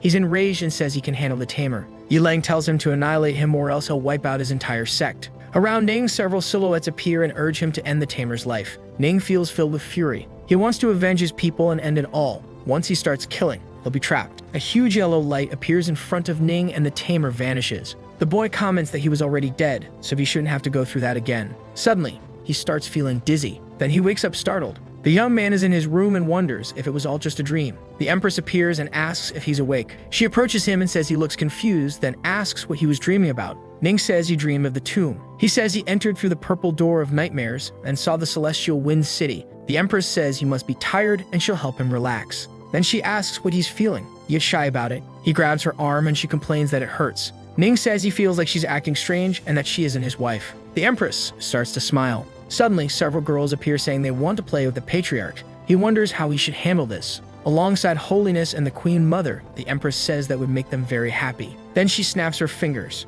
The immortal spring suddenly appears above Ning. The Empress says that spring holds her spiritual power, and every time she enters it, she remembers the greatness of the patriarch. Shyly, she says that if they cultivate together there, it will bring many benefits. The girls approach Ning, saying they want to evolve together. Then Ning begins to reflect that this place is no different from Celestial Wind City. If he can't resist the test, then this will be his end. Staring at the Empress, he says his wife doesn't speak like that, then tells the Queen Mother of the West and Holiness that they don't act that way either. So Ming asks for it all to stop, saying he has already figured out their tricks. Angrily, Holiness says she can't believe he saw through it. The Queen Mother says they should show him how strong they really are. They begin summoning various female spirits. They rush toward Ning, telling him not to resist and to give in. A copy of the Empress approaches and asks if he doesn't like her, but he tries to stay strong, keeping his eyes shut. To escape the situation, he activates the Divine Recall. An aura appears around him, driving away all the creatures. It seems Ning begins cultivating, smiling. He says it ends here. Ning comments that he's not as simple a man as she thought. Then a river appears in front of him and he wonders if he's still in the dream or if he escaped hell and returned to reality. Someone calls for the patriarch, and he gets startled. A man approaches asking if the patriarch is already back. Before they can reach him, Ming jumps away and asks them to stay back. He can't tell whether these people are illusions or not, so he asks the system to activate the mind-reading card. In both their minds, all they think is how powerful and legendary the patriarch is. Ning wonders why those disciples from the sacred island of Tianbao are acting so strangely. Reading their minds, he can confirm it's real, and it seems he's truly returned to the real world. The boy asks when Holy Sun Ling Ao returned, and he replies that they arrived just after him. Ning is confused, his eyebrows furrowed, wondering how they went through the purple door and what dream they experienced. But the young man seems puzzled about this talk of dreams. In disbelief, Ning says it's impossible that they went through the door of life, and the boy confirms that's exactly what they did, and explains that after entering the door, they encountered several evil spirits and ended up there after defeating them. Furious, Ning realizes he was deceived. The system asks him to stay calm, since it's not his fault. Most likely, the third great sage was thinking about something else.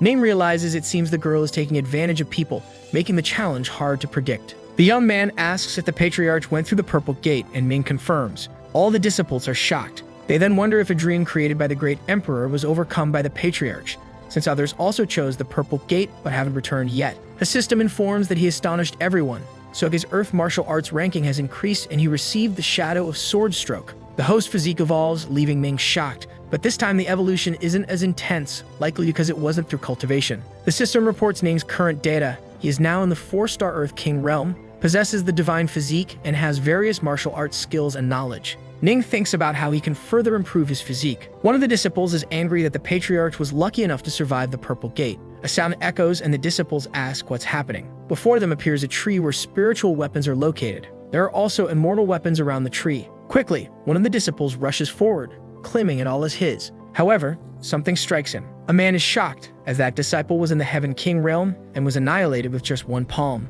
A woman says that's what happens to anyone who dares to break the rules of the third great sage. The disciple asks how the third great sage grew so quickly and whether she shouldn't be outside. She replies that the one outside is just a remnant and she is the true examiner of the challenge. Ning reflects that this must be why they look so similar. She says that the third challenge consists of the ancestral tree before them. They must form a team of up to 10, and the ancestral tree will generate corresponding light forms with weapons. These will be spiritual weapons, and there will be one immortal weapon. Smiling, one disciple asks if each of them will receive a weapon. Another says that if they're lucky, they might get the immortal weapon. Within a short span of time, only the one who attains the immortal weapon will survive. The disciples start to grow outraged, questioning whether those who don't get the immortal weapon will die, meaning 9 people per group. Ning comments that this means the path to becoming a god is to destroy the path of emperors. Interested, the girl asks if he noticed something. She then says the battle to become a god was fought by many strong cultivators, one after another. Some barely made it to the battlefield to try. Now she's trying to recreate that battle. It's simply the path to godhood transformed into this immortal weapon. The distance to the tree is short, but so is the time. She imagines there's something else waiting in the lake and that it should be interesting. Plus, she'll get to see them annihilate each other. The woman laughs and says the boy made her like him even more. That's why the third stage will start with him. She casts her magic over all the disciples. She notes that there are 6 disciples from the Righteous Alliance and 3 strong celestial cultivators, likely filled with ill intent, so caution is necessary. One of the disciples looks at Ning and says he is destined to die by his hand that day. Watching everything, the woman says there are 3 more things she'd like to remind them. The first is that after the third stage begins, they won't be able to see the weapons. The second is that once you touch the light of a given aspect, you cannot change your decision. The third is that if time runs out and you haven't touched a weapon, you are considered to have failed, and a consequence is death. Finally, she announces that they may begin. Ning stands beside a young man who mocks him, calling him arrogant in his words. Suddenly, a massive creature emerges from the lake, trying to bite them. Ning dodges its strike. That is the water dragon's step. He thinks to himself that he didn't expect monsters in the lake. Then something else catches his attention. It seems to be a snake attack. But he dodges again, seriously focused. One of the disciples is impressed that Ning managed to dodge 2 consecutive attacks. Ning wonders who that was, then realizes it was Lin, a bastard always thinking about other men's wives. An offended disciple yells that Ning is only in the 6-star Earth King realm, the weakest among them, and that they'll end his life that day. With a terrifying look, he tells Ning not to worry about his death. After all, he'll be granted one last wish. The woman watches and notes that the boy possesses more than just thunder spiritual v tribulation. Ning activates the sword power through the system and grabs his weapon before charging at the others. One of them gets scared and questions how that kid can be so fast. With a single move, Ning cuts through several disciples. The system activates the sword shadow trait and his weapon follows his will. Everyone Ning passed falls lifeless. A man is shocked by how Ning managed to eliminate 5 people in an instant. With red eyes appearing behind the man, Ning asks how he can lose his composure in the middle of a battle. He also uses the celestial demonic palm. The enemy is quickly launched into the air and falls into the mouth of a monster that emerged from the lake. He is swallowed alive. From the ground, disciples watch in awe at how strong Ning is and how he managed to take down 6 people in the blink of an eye. Ning realizes that this small battle took a long time, and now many have already chosen their weapons. So he asks the system to activate his treasure hunt card, and charges at high speed using the spell that lasts for 1 hour. A man approaches one of the glowing orbs. Ning concludes that he found the orb containing the immortal weapon. The man is startled. As Ning approaches one of the glowing orbs, he wonders how the boy knows it's a weapon. That kid is the patriarch of the celestial woman's sect, so he must have some trick to chase the treasures the Empress gave him. It's clear that must be the immortal weapon. The man decides to attack Ning. The boy dodges the attack, but ends up moving away from the weapon, and the man gets closer to it. Everyone is shocked that he found the immortal weapon. Ning doesn't seem shaken. Then he says he can now go after the real immortal weapon and picks another glowing orb. People are impressed by Ning's choice. A huge explosion occurs. The immortal weapon is of intermediate level, a Gyuken. A disciple gets furious and yells that Ning tricked him and that weapon should be his. But Ning says he found it first. He shouts that Ning is from the celestial demonic sect and shouldn't be so shameless and despicable. Ning says there's no shame in doing what it takes to succeed, and the man is the one who should be ashamed. From the ground, a disciple comments that a single sentence from the patriarch was enough to shut the man down. He's truly extraordinary. The system informs that Ning shocked everyone and was rewarded with the title The Shame, which has the effect of increasing defense. Ning is shocked by the name. A disciple flies into the sky and shouts that even if he dies, he'll take Ning with him. But something dark grabs him and his allies. The woman announces that time is up, and according to the rules, only one will survive. She smiles at Ning, saying he really did find the immortal weapon and she underestimated his skills. The boy asks if she can't let go of that weapon and says she never said they had to return it. Angrily, the woman asks who he thinks she is. Then she leaves and tells him to wait until the others pass the test. Ning thinks she said this was the third stage, but it's impossible to know what she's hiding. It's important to make sure the immortal weapon recognizes him as its master as soon as possible to ensure his safety. So Ning drips a drop of his blood on the instrument, but it rejects the bond, leaving the boy shocked. It seems the DAO master of music for that immortal weapon is soul-bound, and the weapon can harm the souls of its opponents. The system informs him that his perception of the music DAO has increased. Ning reflects that the immortal weapon is soul-bound. When he played the instrument of holiness of Yachi, he was touching her body. He feels embarrassed, but tries to think it was just a soul connection, not a real touch. An hour later, 4 men approach. The boy reflects that few people are left. The woman reappears and says there are 5 survivors, more than she expected. One of them celebrates, saying it's finally over, and another asks if they can leave now. But the woman says not to celebrate too early. There's still the final stage. Everyone is shocked that there's more. Ning says he already suspected this wasn't the end. She uses void transposition, stunning a disciple because it's something only great emperors can use. The third great sage says that as long as they pass the final stage, the inheritance and treasures of that tomb will be theirs. People get excited at the chance to win the inheritance of the great emperor. They start saying that they want to try no matter what it is. Then the woman announces the final stage, which is to annihilate her. Everyone is in disbelief. Nate asks if she's serious and says it's impossible, even if they join forces. The woman interrupts him and says they shouldn't join forces. Only one of them must defeat her. One of them says that's not even possible. Another comments that their power doesn't even come close to hers. The woman says that before becoming a great emperor, she was invincible in her realm, but she will suppress her power to their level and doesn't intend to take advantage of their weaknesses. One of them is shocked that she's willing to suppress her power to their level. Another gets excited that now there's a chance to win. Smiling, she says that if they hesitate, they will fail. Ning comments that determination doesn't mean victory. A man steps forward and says that motivated by the words of the third great sage, he, Liu Khan of the Heaven King realm, wishes to fight her. She says she will then suppress her power to the peak of the Heaven King realm at the age of 20 and fight him. Ning says to the system that she's not much older than he is, but she's at the peak of the Heaven King realm, so he questions why he's only in the 4-star Earth King realm. The system explains that age means nothing. It has never seen anyone else rise 4 realms in just a few months like Ning has. Liu Kun charges at the woman. When he tries to attack her, she dodges and he comments that she's very fast. But the girl, smiling, says that he is the one who's too slow. She kicks him in the back, then throws him far with her power. The man lies on the ground, unresponsive. One of the disciples comments that she defeated a warrior of the same level with a single strike. Calling her invincible in the realm is no exaggeration. Ning notices that she uses the DAO of the palm. He hadn't expected the third great sage to have reached and mastered the Heaven King realm. Then she asks who will be next, and the men look at her worried. One of them shouts that he can't do this or he'll end up dead. Ning says he'd like to fight and steps forward. The woman laughs and says she's been waiting for this moment for a long time. A man shouts that she's using the palm strike. Even in the Earth King realm, she's very strong. She asks Ning if he can withstand it as she launches her attack. The young man says she may know how to be invincible within the realm, but she cannot surpass him, and then they clash. Ning activates the sound-breaking art. Then he draws his instrument. The woman wonders if that art also has a spiritual effect. The system reports that he astonished the third great sage and evolved, acquiring the annihilating sound matrix. Smiling, the woman says that's interesting. For a long time, she's been able to eliminate an opponent with a single strike. She didn't think she'd need a second. Laughing, Ning says the unexpected is still to come, then uses the annihilating sound matrix. Defending herself, the woman thinks that this is a martial arts ability she only learned in the immortal emperor realm. Ning should know it. Then Ning launches a spiritual attack to suppress the woman's powers. He hits her, and she screams in agony. Ning laughs and says that as she falls, he'll finish her. She asks what the hell he's doing. He prepares to strike her. Then he hits her and says he's wanted to do that for a long time, and asks if mocking others isn't fun. From afar, everyone watches and says how ferocious, vigorous, and glorious Ning is. The woman gets nervous about the situation and begins to say something to Ning. She says he can consider himself dead. Then she slaps the boy hard in the face.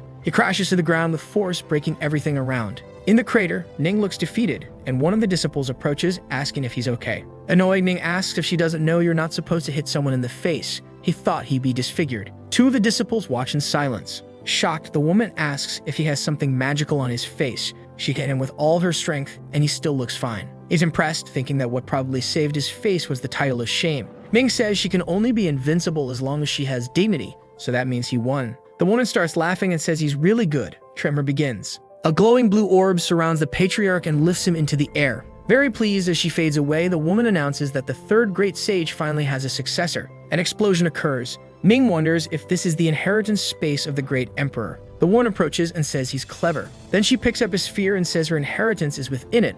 along with all the hard work of her life. Anyone who received it would be fortunate. Excited, Ning asks if the third great sage has an inheritance that can make him fly through the sky, and the woman says everything depends on his luck. Ning wonders if it can send him straight to the immortal emperor realm, and she says no. Still filled with excitement, Ning asks if he'll be able to reach the celestial realm. Serious, the woman says no. Indignant, Ning says it doesn't seem like it adds much, and the girl gets angry. She tries to stay calm, saying she shouldn't get mad at spoiled boys. Then she says it's better to teach someone to fish than to give them a fish, and that's why her inheritance is much more useful than one that simply gives powers. She picks up the orb containing her inheritance and begins to explain that she is called the third great sage because she mastered the Dio of palm, music, and fist. Ning asks if the Dio can turn someone into a sage, and if the highest realm isn't the peak, then it doesn't make sense that she became a sage. The woman asks if he's saying there's no way, and if someone really believes the highest realm is the peak of the Dio. Ning thinks he needs to practice patience. Then the woman says they should stop with the teasing.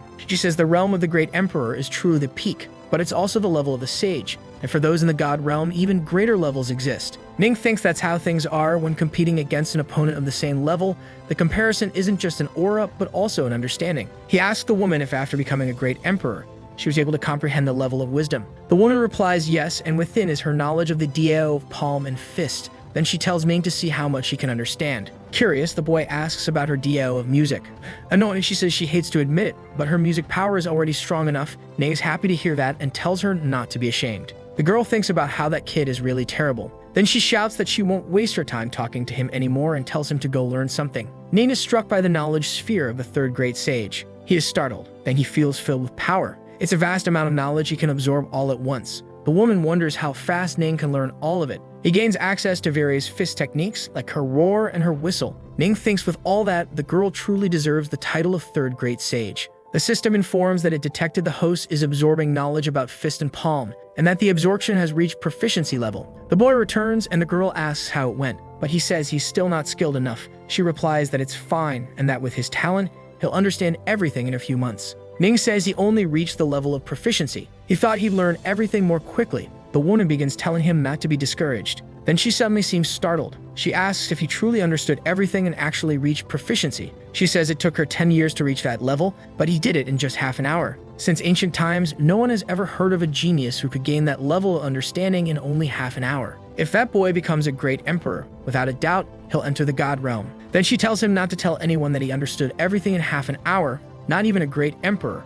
Ning asks why. The one explains that their world is not just the 3 heavens and 9 spiritual domains. There are many other vast lands, even restricted regions. Startled, Ning asks if there's another continent in that world. Then the woman asks if he knows what his celestial physique really is. The boy says he doesn't know much about it. She explains that over the years, the understanding of the laws of heaven and earth cultivation has grown. The sacred physique comprehends these laws better and masters more advanced ones. As an example, she mentions the law of life, and Ning asks what that is. She explains that it is the law that governs life and death, and someone with the sacred physique can become the great emperor of their own life. Then she asks if he now understands why she doesn't want him to tell anyone about it. Ning says that if he doesn't grow strong, he'll likely be annihilated. The woman points to the sphere with her third great sage abilities and says she gave that to herself, and it's good for his cultivation. Ning says he already has abilities. The divine recollection is an ability that matches his sacred physique, and he can't cultivate other abilities along with it. She asks what he would do if she told him that it cultivates all 3,000 abilities at the level of the sage. She asks if he wasn't already practicing the 3,000 great abilities, and Ning says yes, but he didn't understand what they had to do with higher abilities. The woman explains that the more Dio paths there are, the harder it is to advance in the future. He might reach the peak level, and that would be impossible to surpass. Ning comments that she mastered palm, fist, and music at the sage level and asks if it was because of those abilities. She confirms and says that Ning's physique is compatible with her abilities and he can even go beyond the sage level. That way, he could reach sage level in the 3,000 great abilities. Even if someone powerful appeared, it would still shock the entire world. Ning thinks about how this is more of a secondary ability and won't conflict with his divine recollection. The woman tells him not to worry, she just doesn't want her abilities to be lost over time, and with Ning's physique, learning both abilities won't be difficult. Then she wishes him good luck in his training, and says that when he succeeds, she will naturally be freed from that state. Seriously, Ning tells her to rest easy because he won't let those abilities be lost. The system reports that the host has absorbed the understanding of the third great sage's abilities. Outside, the holiness wonders why those who entered haven't returned yet, and if they are in some kind of danger. The elder master hopes the patriarch is safe. Otherwise, he doesn't know how he'll be able to face the Empress. Another says there's no way Ning made it out alive. Suddenly, portals open high above and the 3 warriors who entered the final stage of the challenge emerge. The 3rd great sage appears and says the test is over. The holiness seems worried, but the woman says she found a suitable successor. Even so, the holiness is confused. She wants to know if the patriarch is alive. The great elder is startled and says it's not possible that their patriarch has died. Another elder laughs and says he knew this would happen. After all, a kid from the Earth King realm couldn't stay lucky forever. The elder master becomes furious with the girl and says that if the patriarch died because of her, he will destroy her tomb and the Empress will shatter her bones. Angrily, the girl asks if she ever said the boy was dead and says that he accepted her inheritance. Everyone is shocked that the 3 who fell from the portals weren't the ones who received her inheritance. But to the girl, that seems obvious. The holiness asks if that means the patriarch is still alive and received her inheritance. The girl confirms it. Very excited, the elder master starts laughing and celebrating, saying he knew his patriarch wouldn't fall so easily. Another elder shouts that now that she's found her successor, she should let everyone else go. However, the girl says that none of them are allowed to leave until the boy fully comprehends the inheritance. The elder asks why, and another says the boy might need 10 years to understand it, and they'll be stuck there. The woman says she doesn't care and tells them not to forget who's in charge down there. A bright light shoots down from the ceiling at high speed, startling everyone. The 3rd great sage wonders if Ning really understood everything in just half an hour. A kind of dome begins to crack. Inside it is Ning, slightly asleep. He opens his eyes and thanks the 3rd great sage. She approaches him and says he comprehended her inheritance in half an hour, and now he's 1 step away from the Heaven King realm. One of the disciples is shocked that he's now at the 9-star Earth King realm, since when he arrived at the tomb, he was only at 4 stars. Holiness notices that he evolved 5 times in just a few hours. A young man is indignant that Ning is right behind him, only 1 star away. His cultivation speed is terrifyingly fast. Excited, the elder master of the celestial demonic sects says that their patriarch is truly the best.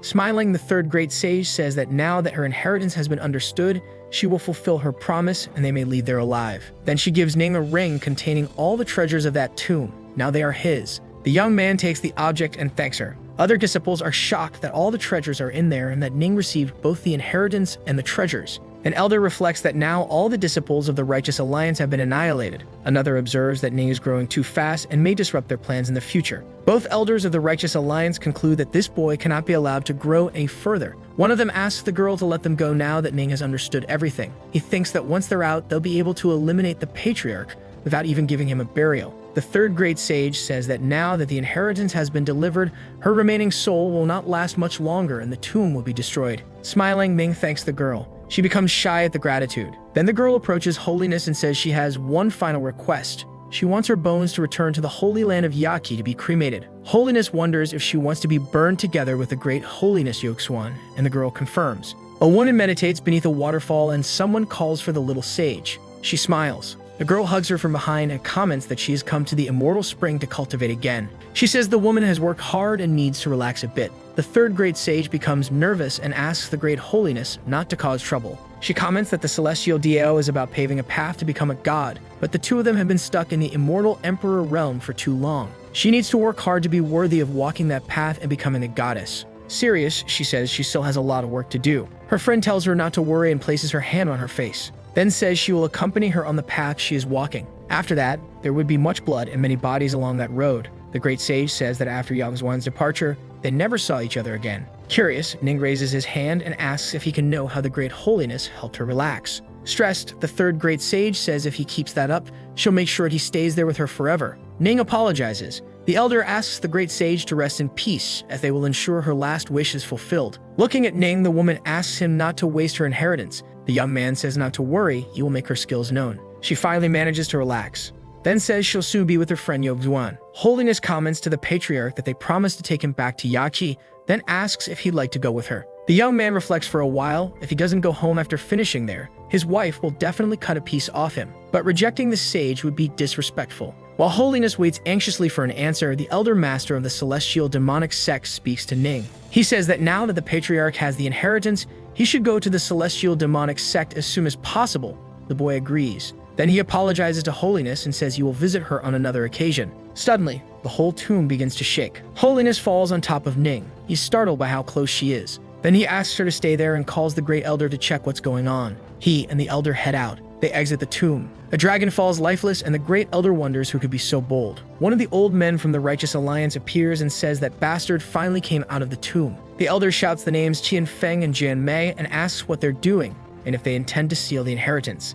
The man says he wants not only the inheritance, but also his life. The Great Elder asks if it's just the two of them and says they'll see if they can escape. The old man says the Elder is indeed very strong, close to the immortal Emperor realm, but they won't be his only opponents. Behind the duo, a young man appears. He is the leader of the first sword sect, the Sword of Benevolence. The young man asks how he dares speak of him. Then he unleashes his power against the Grand Elder of the Celestial Demon sect. An explosion occurs in front of Ning. The boy approaches the Grand Elder, and the old man tells the patriarch to flee, as that man is a true immortal emperor. The leader of the first sword sect looks at Ning and asks if he is the patriarch of the Celestial Demon sect. Ning is outraged at how he always runs into powerful immortal emperors. Mocking him, the man says Ning is nothing but trash from the Earth King realm. One of the old men from the Righteous Alliance laughs, saying that finally that brat is going to lose his life. The strike is about to hit Ning. A massive explosion happens. Everyone wonders what happened to the patriarch. But Ning emerges unscathed from the attack, leaving the elders confused as to how someone from the Earth King realm survived an attack from a 2-star immortal emperor.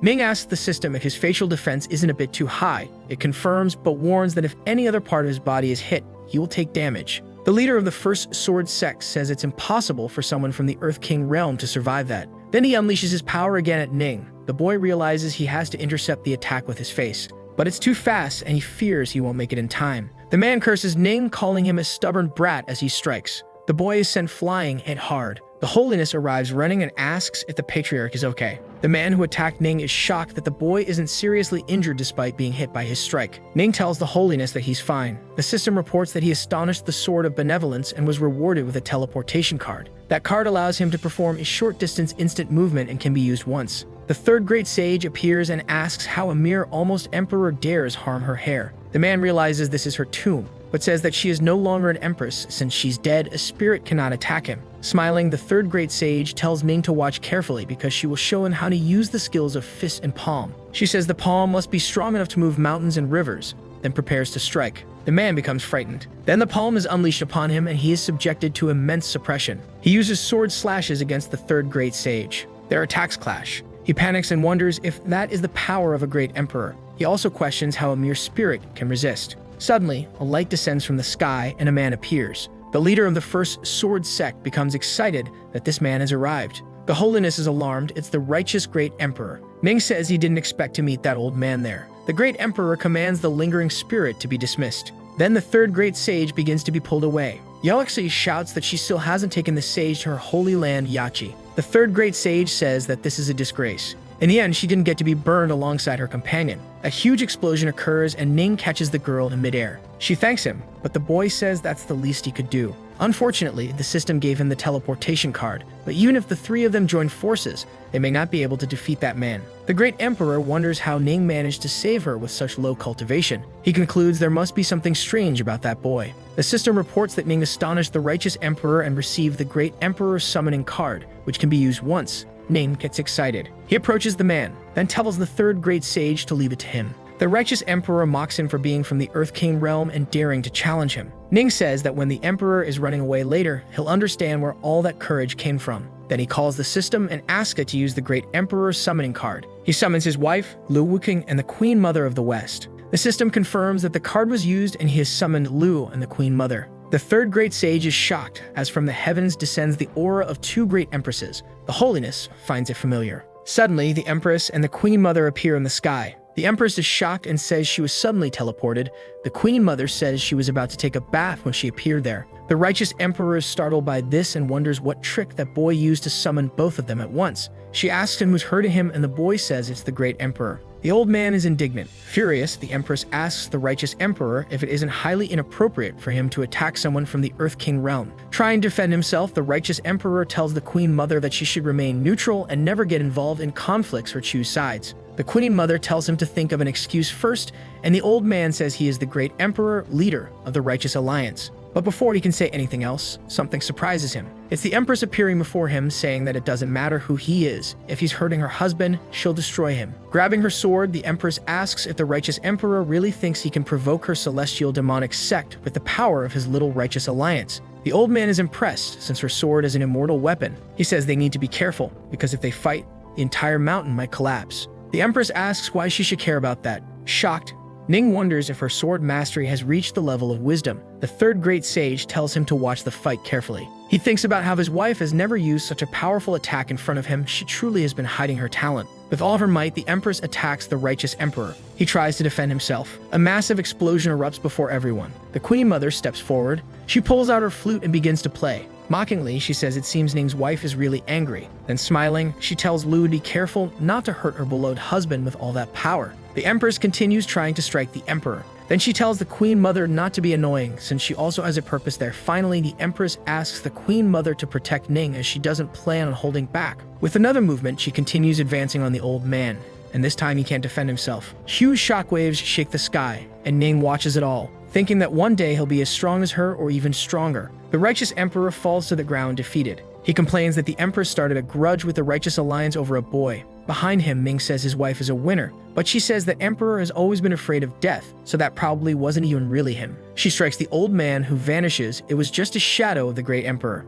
The men who set up the ambush for Ning start running, saying the Empress is too powerful and even defeated the Emperor. But she sees them escaping and asks where they think they're going. The Empress strikes all three, then descends in front of her husband. She approaches and asks how he's feeling. The boy says he's fine now and that she's very kind to him. While they're exchanging affection, the Queen Mother says they should stop with all the public displays of love. Then she says she was about to take a bath when the Patriarch dragged her there. The boy is shocked, and she confirms she was only wearing a towel and now wants an explanation for the situation. Ning gets nervous, unsure how to explain. He can't reveal the Great Emperor summoning card. The Empress defends her husband, saying Ming has his own methods and they shouldn't talk about it anymore. Very happy, the boy thanks his wife for helping him escape. The Queen Mother says that boy is getting more and more mysterious. Holiness asks the third great sage what's happening. She begins to fade and says she's just a lingering spirit and her future has been sealed. Desperate, Holiness tells the Queen Mother that the third great sage wished to be the one in charge alongside Great Holiness Yogzuan. They must take her quickly. Sadly, the Queen Mother says they are too far from their land and the third great sage wouldn't survive the journey.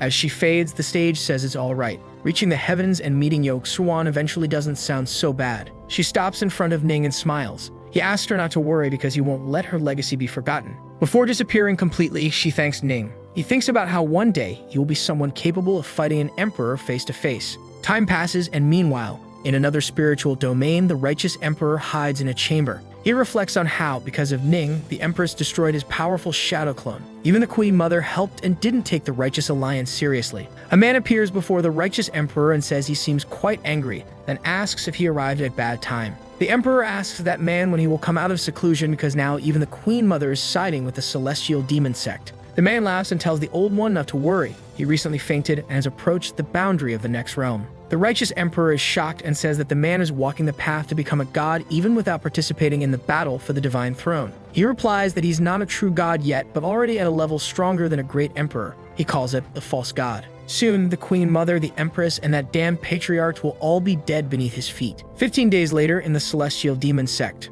the Empress tells Ning that his wounds are almost healed. He comments that she takes very good care of her husband. Then he asks how he can repay her. They lie down on the bed. The Empress asks if the third great sage didn't leave him a ring. The boy says yes, and that she said all the treasures are in it. Ning says he wonders what kind of good things are inside, and smiling, the Empress tells him to be mentally prepared for it. Confused, he asks what she means by that. Suddenly, the ring begins to emit a great light, startling both of them. Something comes out of the ring. Ning falls into an empty space and realizes that he's probably inside the storage ring. He wonders why it's so empty and if the woman tricked him. When he lands at the bottom, he finds a chest. He concludes that the treasures are probably inside. Upon opening it, he finds another chest. Already frustrated, he decides to open this second one. To Ming's surprise, it's several chests, one inside the other. Ming gets angry at the third great sage. Then he opens the last chest. From inside it comes the third great sage, laughing and saying that the boy is too ambitious and that the greatest treasure in her tomb is her inheritance. Ning gets furious. Smiling, the woman tells him to consider it a final act of affection for the new generation. She takes a scroll in her hand and hands it to Ning,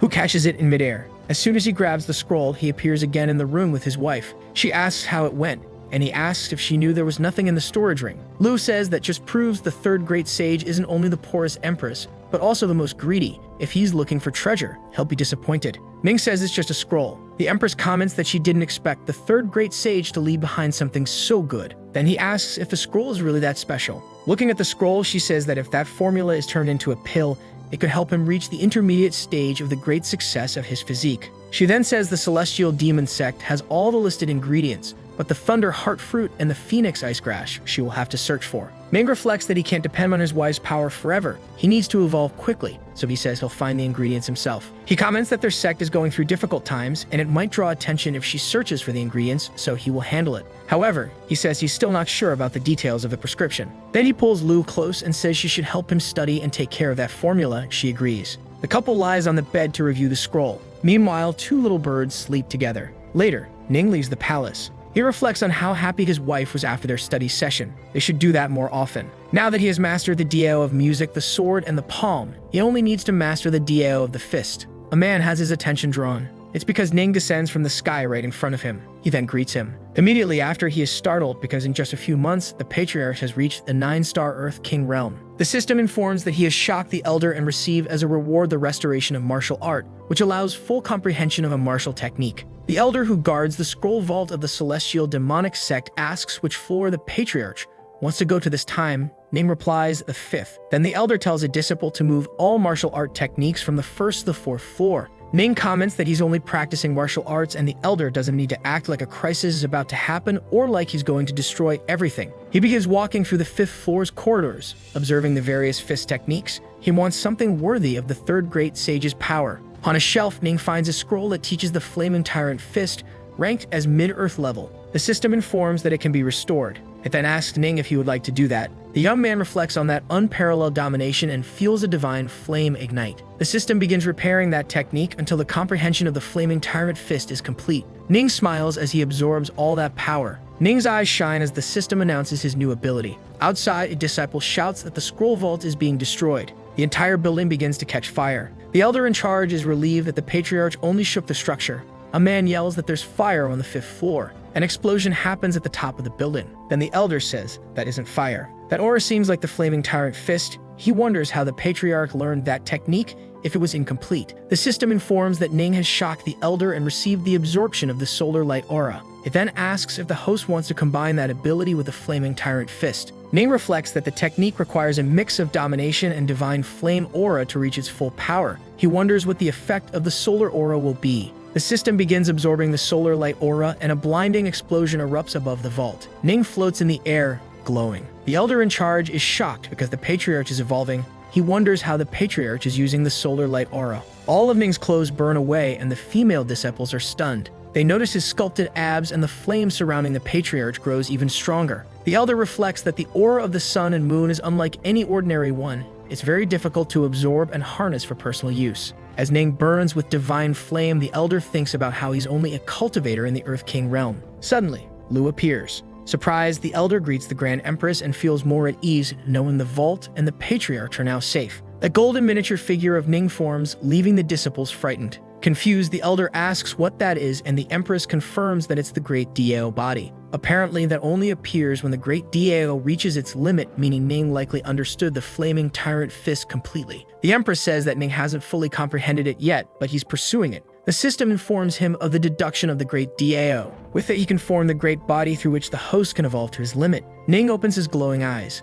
His flaming great body moves, destroying the vault. Desperate, the elder wonders if the vault can't be saved and what the patriarch is doing. The Empress, however, remains calm and uses her magic. She collects all the techniques spilling out from the destroyed vault, then asks Elder Guhan to take care of those techniques and inform the disciples that they need to observe. Lu comments that Ning is in the stage of Dao deduction and must not be disturbed. He should be left alone. Meanwhile, Ning trains his new abilities. He uses the power of the fist. Several giant figures of him are formed. They begin destroying everything around them. A disciple screams that the Celestial Demonic Hall, the Sword Hall, the Fire Hall, and the Blade Hall have all been destroyed. The Empress says all they can do is watch and rebuild everything later. Ning is evolving his martial arts, which includes the Dao of fist and music. The disciples sit on the ground and thank the Empress for the clarification. She tells them not to worry because Ning's fist power is extraordinary. If they reach the DAO of Fist and Music, they'll be lucky. Time passes. Ning now has unmatched mastery. He feels the divine flame burning. He uses his flaming fist. With the movement, he sweeps the flames away with unmatched divine power. The system reports that the deduction of the DAO of the fist is complete and the great body begins to dissipate. Ning is happy to have mastered the flaming tyrant fist. Then the system announces that he astonished everyone in the celestial demon sect and obtained an immortal weapon, the meter gloves, which remain invisible. Ning equips the gloves. Now his power is far greater with this immortal weapon, and no one will know. The Empress asks her husband how he feels, and he says he's fine, but still doesn't think he's deduced enough. Then Ning notices that he destroyed the entire storage room and becomes desperate, but the Empress says it's fine, and that as a member of the sect, his cultivation is more important. The elder and the disciples are angry that she is spoiling the patriarch. Someone appears and asks who could cause such a mess in the celestial demon sect in the presence of the Empress. The man announces that the Holy Land of Tianbao invites the patriarch to its annual auction. Ning asks why they are inviting him. In the celestial demon sect inside the Whispering Rain Tower, the Empress apologizes for the inconvenience, but the demon sect is undergoing reconstruction, and they are there to discuss the Tianbao auction. The man says it's all right and that the Empress knows what's best. Ning asks when the auction they mentioned will take place. He explains that it's an auction held across the entire domain, hosted by the Holy Land of Tianbao. All of the domain's treasures are auctioned there, so it's worth visiting. The Patriarch says he understands why they would invite the Celestial Demon Sect, but doesn't know why they invited him specifically. The man says that it's clearly due to the fame Ming has. After the battle in the Great Emperor's tomb, admiration for the Patriarch became immeasurable. Ming tells him to stop with the flattery and speak seriously. Offended, the man says the Patriarch is being rude and that he's being sincere. He was sent by the Great Lord, and the first person he thought of was Ning. He whispers that he also heard the girls that are very beautiful, and since the Patriarch is very charming with him by his side, he might easily find a partner. The Empress comments that the auction features top-tier treasures. The Patriarch could try his luck and maybe find the herb he needs. Smiling, Ning says that since his wife thinks the auction is worth it, he'll go participate. She says that although the relationship between the Supreme Divine Realm and the Celestial Demon Sect isn't the best, they won't attack Ning. Then she stands up and says she still wants to make sure of that. The Empress approaches the two. She grabs Ning by the collar. He kisses her. The man who invited Ning asks if that's something he should be seeing. The couple's kiss emits a glow. Smiling, the Empress says she planted a formation on his body that will block attacks at critical moments and keep her informed. She also says there are some spirit coins inside the ring, so he doesn't need to worry about money. Lu then hands him a silk ice mask. Lu explains that it will change his appearance and conceal his original aura, so he doesn't need to worry about revealing his identity. Ning puts on the mask. The transformation happens immediately. When he opens his eyes, Ning already looks like someone else. The man from the land of Tianbao comments on Ning's new appearance and shows him a mirror. Ning looks at his reflection. Worried, he asks if he really has to wear that mask. Being a member of the Celestial Demon Sect, he can't tarnish its image, but the Empress insists. Then she asks if he's trying to impress the girls in the city. Ning approaches his wife. He holds her waist, then says she gave him the mask because she's jealous. Lu looks confused, and Ning explains that she's afraid his physique will cause trouble. The man watches everything and feels sad because he was hoping to win over some girls using the charm of Ming's physique, but now he's ugly. The duo arrives at the city of Shenzhou. Ning comments that the Wind Shadow horses are incredible. It only took them half a day to arrive. The man tells Ming not to underestimate the horses just because they are level 2 beasts. They can travel long distances quickly and are treasures of the Holy Land of Tianbao. Excited disciples run by, saying that the 9-step Wind Thunder Terrace has opened again. Curious, Ning asks one of the disciples what that terrace is, and the disciple asks if Ning is an outsider for not knowing. Legends say that this terrace contains the most mystical and divine Thunder DAO among the 3,000 great DAOs, and in 9 steps, one can reach its summit. If you make it to the 8th step, you might get the chance to dine with the princess, the disciple says, eyes sparkling. The young man seems excited and asks if the disciple is talking about Princess Yuling, one of the 3 great beauties of Shenzhou. The disciple replies that it is indeed her. The young man runs off and tells the Patriarch to hurry. They can't waste time. Ning questions whether they should find a place to stay first. Both of them leave their horses in a quiet spot. The young man asks Ning where they could possibly find a better place than with the princess, certainly not more important than the Divine Thunder DAO. He pulls Ming along and tells him to enjoy the race. The duo heads off, leaving their horses behind. A hidden girl watches everything unfold. She remarks that the Holy Land of Tianbao has sent horses. In the Supreme Divine Realm, a crowd gathers. The guards grow tense with the situation. Ning comments that there are many soldiers guarding the area and that the city has very high security. The young man says it's all to protect the spiritual domain. Ning asks if the Supreme Divine Realm is really that powerful, and the young man replies that it leaves the other realms behind. Just like the Celestial Demon Sect is located in Xizhou, any major sect has its own region and sets the rules as it sees fit. The city of Shenzhou is full of sects, but behind these forces are officials who interfere. Even great emperors must rely on the power of the nation. Ning says he understands, and the young man adds that cultivators must be more cautious in this place. A woman with a cloth over her face appears. She announces that the terrace is open again and hopes everyone gives their best to reach the top. The disciples are ecstatic because she's Princess Yuling, called one of the three great beauties. Even her voice sounds like music. Ning asks why the young man doesn't just reach the 8th step himself. The disciples are outraged, saying it's not that easy to reach that step. It's like climbing to the heavens, but maybe someone will be able to do it. From above, the princess asks who will be the first cultivator to attempt the climb. The disciple steps forward and says he would like to try. Everyone cheers because that cultivator is from the Holy Land. The young master is Zhuge, whom everyone considers extremely handsome. The young man beside Ning is indignant that the women find Zhuge attractive, and he asks Ning to take off his mask and show the people the truth. The princess asks the holy son of Soeo to proceed. Zhuge channels his power and says he has long heard of the terrace and can finally display his strength. He prepares to begin the challenge. The young man with Ning says that even if the 9 are free to climb, the power they face is from the divine Thunder Dao, and people can be destroyed if they're not careful. Ning asks how the young man knows so much, and he replies that he once tried it himself, but only reached the 7th step. At that step, the power of the thunder on the blue stone increases drastically. Fortunately, he had a spell that saved his life. Only because of that did he escape being struck by thunder. He adds that he never wants to feel something like that again. A disciple points out that Zhuge has already reached the 7th step. He's from the immortal emperor realm and should be able to make it to the 9th. Zhuge thinks that with each step, he feels the pressure intensify. There's something special about that 9th step of the terrace. An elder beside the princess says that perhaps Zhuge can reach the top, but she isn't so sure. Frightened, the man stops. He bows to the princess and says he's not talented enough to continue, then apologizes to the royalty. The princess says it's alright and that he is still very strong. Ning becomes interested and says he'd like to try. The young man warns the patriarch not to be overconfident. If something happens to Ning, he'll have to explain it to Lu. From above, the princess asks if there's any other cultivator who would like to try. Ning steps out from the crowd and says he'll try to climb the terrace. All the disciples are curious, not knowing who this man is or how he dares to challenge the Thunder Terrace. The princess asks who Ning is. The young man with him introduces Ning by name and says he is his great friend. The disciples mock him, saying he's not handsome or anything like that,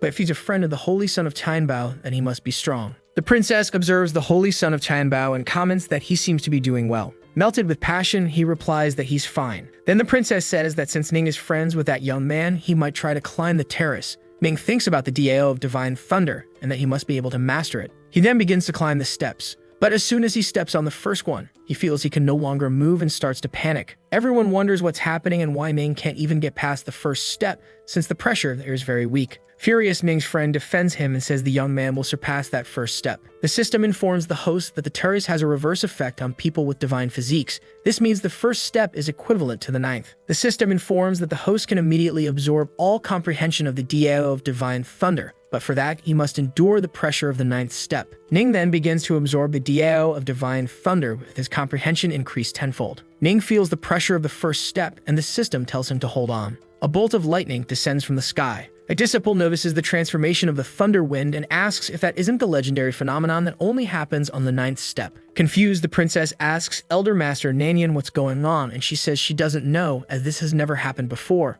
Ning begins to undergo a transformation. He reflects on how lucky he is to have already been blessed by thunder and to have spiritual veins attuned to it. Otherwise, he wouldn't be able to endure all of this. Dragons form around him, and Ning screams. Everyone is shocked and wonders how anyone could survive a situation like that. If Ning didn't die, he must have an incredible defense. The system informs that Ning has stunned the city's cultivators and has received the trial pill as a reward, which grants partial resistance to Thunder's effect once consumed. Using all his power, Ning asks the system to use the Thunder Trial Pill and the Miraculous Healing Pill. This happens, and Ning finds himself surrounded by dragons as he steps onto the stair. He feels immense pressure around him. Slowly, he begins to advance. The system informs that the Dao of Divine Thunder has been comprehended. Ning reflects on how the 8th step, which should be as hard as reaching the heavens, now seems super easy. People are left speechless. Everyone starts watching Ning closely, wondering if he'll be able to reach the 9th step. He shocks everyone again, so the system rewards him with another point of comprehension in the Dao of Thunderwind. The young man thinks there are many people there, and he has just reached comprehension of the Dao of Thunder. If he doesn't reach the 9th step, he won't need to explain anything. So Ning decides to stop there. The cultivators are shocked. One of them says Ning isn't capable of reaching the 9th step. Another notes that he did reach the 8th. Ning's friend asks if getting to the 8th step doesn't mean he can have dinner with Princess Yuling. The crowd is outraged that she might dine with an ugly man. Ning walks down the stairs and calls his friend to leave with him. The man asks if he doesn't want to have dinner with the princess. Then Ning says she's not as beautiful as his wife, so there's no reason to dine with her. The cultivators are outraged and question how he dares say his wife is more beautiful than one of the 3 great beauties. Suddenly, a voice asks Ning to have dinner with her. He says he's busy. Smiling, she asks when he'll be free. Ning says it depends. The princess finds it interesting to observe someone who has no interest in joining her, unlike everyone else. A man appears behind her. It is the 3rd Highness of the Supreme Divine Kingdom. He asks Yuling if anyone managed to reach the 9th step and tells her she can say anything to him in secret. She says no one reached the top of the 9th step, but one man did reach the 8th. His Highness says he clearly felt a strong thunder reaction from the terrace's 9th level at that moment. He then comments that the 8th step isn't all that special. The princess asks Master Nangan to find the friend of the Holy Son of Tanbao, and the elder says she will do it. In the city, the young man asks Ning why he turned down the princess and if he's an idiot. Ning replies that it's very easy to have dinner with the princess after reaching the 8th step. The man asks if Ning is implying the princess has ulterior motives, then says he doesn't believe that. He keeps talking to the patriarch, but Ning asks him to stop being annoying and find a place for them to settle. The young man tells the patriarch not to worry because he already found a place and left the horses there. But when they arrive, the horses are gone. He starts panicking, saying some bastard must have stolen them. Ming tells him to stop wasting time, they need to prepare for the auction. Night falls. In their lodging, Ning is cultivating. He's completely focused. He reflects that thanks to this Dao, the journey has already been worth it. Everything will be even better if he can get the 2 ingredients he needs at the auction the next day. At the Tanbao Pavilion, many people gather. Ning's friend comments that although there are many auctions, when it comes to valuable treasures, none compare to this one. Then he tells Ning to look around. All the strongest people of the celestial spiritual domain are there. They're also in a private room. Reflecting, he says the patriarch shouldn't be in the main hall considering his status, but Ning says he doesn't care. He's just here for the valuable treasures. Impressed, Ning's friend says how amazing the patriarch is, while Ning thinks that if people find out who he really is, he'll be hunted. In the hall, people start taking their seats. Ning comments that he didn't expect to see so many powers gathered in the city of Shenzhou. The young man agrees, but says the only lands with great immortals are Xiaoyo, the Supreme Divine Realm, and the Immortal Sword Sect. They announce the arrival of the princess. She enters with her elder master, another woman. The young man says no one expected the representative of the Supreme Divine Realm to be Princess Yuling. Ning reflects on how small the world is since they've just run into each other again. The princess heads to the high point of the hall. Her elder remarks that the man is at the auction and asks why they don't go greet him, but the princess tells her not to rush and to see how things unfold. A woman in red appears. She apologizes for being late. All the disciples fall for her and say there's no need to apologize, showering her with compliments and saying they could wait an eternity for her. Ming's friend says she's the best auctioneer in the pavilion. Everyone calls her Sister Qin Mei. Ning thinks that even the auctioneer is a powerful cultivator from the celestial realm. This pavilion is not to be underestimated. Shen Mei greets everyone. Then she declares the auction officially open. Next, she asks them to observe the first item to be auctioned. Ning is in shock. It's a mid-tier, Earth-rank martial arts technique, the Thunder Wind Divine Palm, starting at 1 million coins. People begin shouting their bids, trying to outdo each other. Meanwhile, Ning thinks those martial arts techniques are important to him, but they're asking for too many coins. Before he left, his wife said she left some coins with him, but didn't say how many. Ning enters his storage ring to check how much money is inside. A blinding light fills his vision. He's stunned by what he sees. His wife is definitely rich. She left mountains of coins for him. Ning asks the system to count how many coins there are, and it concludes 1 billion. Ning thanks his wife, and now he's ready to make the most of the day. Everyone keeps bidding, and the competition intensifies. A sect elder offers 1.6 million for the item. The auctioneer asks who will offer more. Ning's friend comments that the use of that technique is very limited, only for those who've mastered both thunder and wind, so that price might be the limit. He looks at Ning and asks if the patriarch is shocked by the price, then says if the patriarch can't cover it, he, Zhu Yuanbao, will do it himself. Smiling, Ning bids 1.65 million coins. Zhu Yuanbao is stunned and asks what Ning is doing. The leader of the Stain sect offers 1.8 million. Then Ning counters with 1.85 million. The man becomes furious and offers 2 million. But Ning isn't backing down. He offers 2.5 million. The man slams the table, but he doesn't have enough money, so he declares that the Thunder Wind Palm belongs to him. Chidmei says that if no one offers more, the young man will have won. She also announces that the first half of the auction is over, and the second will begin in half an hour. Zhu Yuanbao asks Ning if he's really that rich. The patriarch begins to realize that this auction is something truly significant. The young man told Ning not to worry because that was just the first half, meant to set the mood. The best things are saved for the second half. Ning notices the presence of the princess. She approaches him and asks if he's free that evening for dinner. Everyone around is in shock. Ning finds himself speechless, says he's busy. She is surprised to be rejected again. Mysterious, she asks when he will be free. The princess reflects that he performed the Thunder Wind of the 9th level very well and has now acquired the Divine Palm of Thunder Wind. She needs to defeat him. Ning smiles and says that when she's not free, he will be. She becomes furious. Disciples wonder who in the world would reject the princess. They realize it's the same person who climbed to the 8th step and is rejecting her for the 2nd time. The system informs that he shocked everyone in the pavilion and received the moment duplication card, which allows one to copy someone else's aura. He reflects that using that card in this moment might have unexpected effects. But Ning seems intrigued while the princess is fuming. She says he's good with jokes, so she won't bother him again, while thinking that she'll be able to capture him soon. Zhu Yuanbao starts saying that it's such a waste and many people can't even have tea with her. A disciple steps in front of Ning and says his master has invited him. Ning looks at his friend. They begin to walk the path the disciple indicates. Someone pulls Zhu Yuanbao's ear, saying he ran away from his master. It's the auctioneer, who says he's getting bolder by the day. He tells Sister Qianmei that he came down the mountain to gain experience and improve his cultivation, but she says he just wants to have fun. Looking at Ning, she asks who he is. The young man introduces him as a friend he made on the way and invited to the auction. The auctioneer says that in that case, the space is all theirs and that it's room number 1, but she looks back and tells them not to go overboard. Ming asks what that last sentence means and if there's something special about that room, but his friend says he doesn't know. Then someone announces that in the second half of the auction, there will be special guests. The auctioneer asks who those guests are. Ning's friend becomes frightened. It's the Great Emperor. Qianmei asks if her Great Emperor is really there. She asks the audience not to be nervous because the Great Emperor will not interfere and they may continue bidding. All the rooms ahead are filled with Great Emperors. Zhu Yuanbao asks the Patriarch what they should do. A girl looks downcast. Ning says calmly that their room might also have a Great Emperor. He reflects that 4 Great Emperors appeared at the same time, so the item must be priceless. He can use that room to hide his identity. The auctioneer announces that the next item is a medicinal item that takes 900 years to mature, the Iceman Phoenix Grass. The minimum bid is 20 million. One of the emperors offers 30 million. Ning's friend says that the Great Emperor in room 4 has taken the lead and no one will dare challenge him. Ning offers 100 million and says he really wants that grass. The auctioneer wonders if the one who made that offer was the holy son of Chan Bao,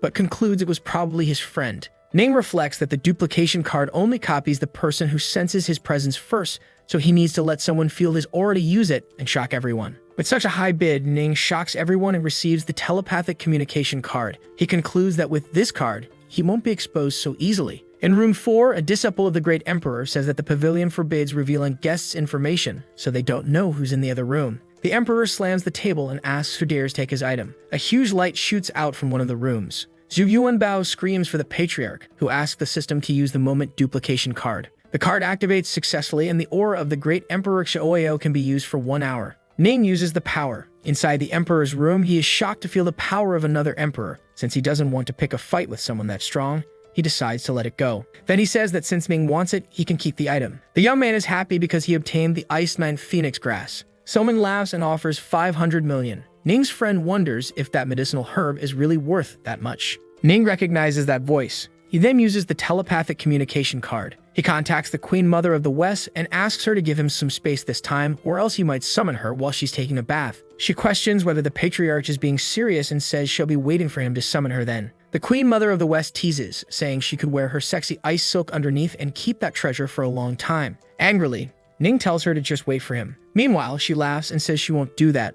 Otherwise, the Empress will come after her with a sword, so she'll let him have the Iceman Phoenix Grass. Ning's friend feels guilty for being wrong, but Ning says it's fine. He got the herb. He mentally apologizes to his wife for wasting hundreds of millions. Zhu Yuanbao, surprised, says he didn't know the Patriarch was so wealthy. Ning is only thinking that the Thunderheart fruit hasn't shown up yet. Suddenly, the temperature drops drastically. Something catches Ning's attention. It's a coffin being brought in before everyone, and Ning wonders what kind of ominous thing is being auctioned now. The auctioneer approaches with the item. She announces that the coffin is called the Spirit of Shame Coffin and took a long time to reach them. Since they don't know its level, it remains speculation. It's more like a relic from the ancestral path to divine ascension. Then the bidding begins, starting at 100 million. One of the emperors offers 2 million. Ning's friend comments that it's an item every cultivator would want for their life, and they'll keep their eyes on it. Ning thinks the young man doesn't understand the true power of that coffin. He reflects that if he can get it for his wife, it might help her with her cultivation. So he offers 300 million. The auctioneer wonders if that's the friend of the holy son of Tianbao.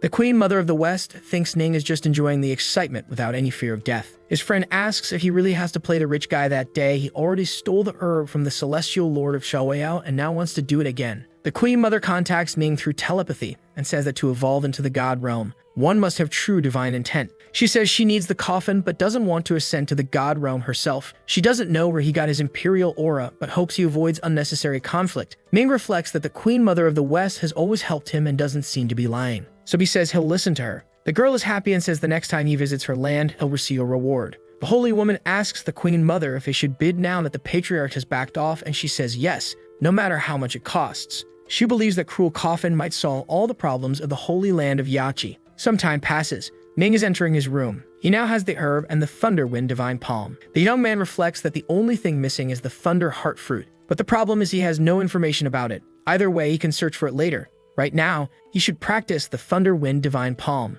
The system announces that it has begun absorbing the knowledge and expanded comprehension by 10 times. Then it announces that he has mastered the mid-tier Earth-level martial arts technique. Someone knocks at his door. Ning wonders who it could be. Then he opens the door and asks what she's doing there. The Queen Mother tells him to take off that mask first. It's way too ugly. The holy woman agrees. The young man hesitates for a moment, but then he removes the mask. They get excited upon seeing him and say his face is still stunning. Ning asks what the Queen Mother of the West is doing there. She grabs his neck, then says she's taking advantage of Empress Lu's absence, so she's forcing the patriarch to do things he normally can't. The holy woman covers her eyes, and the Queen Mother moves closer to Ning, but then she bursts out laughing and says she was just testing him. She didn't expect him to be so naive. Ning gets angry and says that when he's stronger than her, they'll put an end to the Queen Mother. They mock him, asking if he dares to try that now. The young man feels his pride flare up, so he steps closer to her. He starts hitting her, saying she asked for it. The Queen Mother is shocked that Ning dared to hit her. The system informs that he shocked the Queen Mother of the West and the holiness, and his cultivation aura increased by 300. The young man said that he's still a man after all and couldn't refuse something to the Queen Mother. He said that it was very interesting. The girl becomes pouty because he hit her. Then she grabs his shoulder. She says he needs to take responsibility for his actions. The young man asks what she means by that, if she wants to hit him too. The woman remains silent. The holiness tells the queen that they need to stop messing around and go downstairs to negotiate. The Queen Mother says Ning is a very annoying man. He asks why she even came. Then the holiness says there's a reason they came there. It's the roots of the Iceman Phoenix grass. Ning thinks he only needs the leaves of the grass so he can give them the roots. Smiling, he tells her to take it. He splits the grass in half and gives it to the Queen Mother. The holiness thanks him. The young man asks how she will reward him for making him lose hundreds of millions of coins for nothing in the auction. The woman asks how he wants to be rewarded and says she has no coins, but she does have 2 beautiful women. Ning gets shy. She leans in close to his ear and says she can offer him a breath of fresh air. Ning asks what kind of reward that is. The Queen Mother says there's no other way, she has no more coins, and he doesn't want a special reward. The young man shrugs and says he just has one question for her, then asks if she's ever heard of the Thunder Heart Fruit. Thinking, she says she knows a thing or two about it, and he asks where it is. Then the Queen Mother says it's in the Supreme Divine Realm in a forbidden area they can't enter. Ming concludes that it's the Moon Mirror Pavilion. He then realizes the princess is a great candidate for that. He thanks the Queen Mother of the West. She and the holiness bid him farewell and say to seek them out if he ever has a problem. The two leave. Ning puts his mask back on. He wonders how he'll get the princess to take him into the royal forbidden area since he can't use seduction with such an ugly face. Someone calls for him outside the room and the young man wonders if it's who he thinks it is. Opening the door, the princess is there. She says she wants to talk to him and asks the young man to listen. Ning invites her in and says they can talk. The girl is surprised. She thought he would reject her, but her sincerity and effort must have softened him. The two sit at the table, and Ning tells her to go ahead. The princess says she came because she hopes he'll go with her to the restricted royal area in the Moon Mirror Pavilion to talk. Serious, Ning says that since the princess is calling him again and again, it must be important, so he'll go with her. Meanwhile, he reflects that it was very easy to handle that situation. The princess is happy. She thinks that if she looks closely at Ning, maybe she can find some beauty in him. As she stands, she asks if he wants to go there with her right now. The two head out into the night. A woman is petting a horse, saying she thinks it's cute. But her lady says distinguished guests are arriving and that it's a shadow gale horse found with great difficulty. She prepares to stab the animal and says that if it wants to blame someone, it should blame the distinguished guests. Blood splashes. Ning and the princess enter the place. Ning's friend asks what a man and woman are doing alone in the middle of the night. The young man says the princess has something to tell him, and his friend starts accusing him of plotting something. Ning puts his hand on his friend's face and tells him to stop talking nonsense. The young man nods. Then the princess calls for him. Before Ning could leave, his friend grabs his arm. He says he wants to go too, and that they should go together. Tense, the princess says the holy son of Tanbao can go with them. Once there, the young man asks what that smell is. The princess responds with a smile, saying her younger sister prepared a grand celebration for them. Upon entering, the girl greets them, commenting that her older sister brought guests. Upon seeing who the guests are, she wonders why they're there. Worried, the princess asks if something's wrong, but with a sulky face, her sister says no. Then the princess introduces her sister, Yukon, to the two of them and introduces them to her. Polite, Yukon greets them. The holy son of Tianbao asks what that delicious smell he's sensing is. Excited, Yuling says it's the banquet her sister prepared for them using a rare shadow wind horse. The young man stares with his mouth watering. Suddenly, he drops his chopsticks. In despair, he realizes the food is made from his rare horses. Confused, the princess asks what's wrong with Ming's friend, and the young man explains that they lost their horses a few days ago. Yukon rushes out, excited, and the princess asks where she's going. The girl says it's an emergency. The young man asks her where the horse meat came from, and the girl stammers. Furious, he starts yelling that he was searching for his horses, and she was the one who stole them. The girl asks why he's so angry. He tied the animals in a public place, and she had no way of knowing they were his. He shouts louder, asking how she dares argue with him, and Yukon asks if he's planning to do something about it.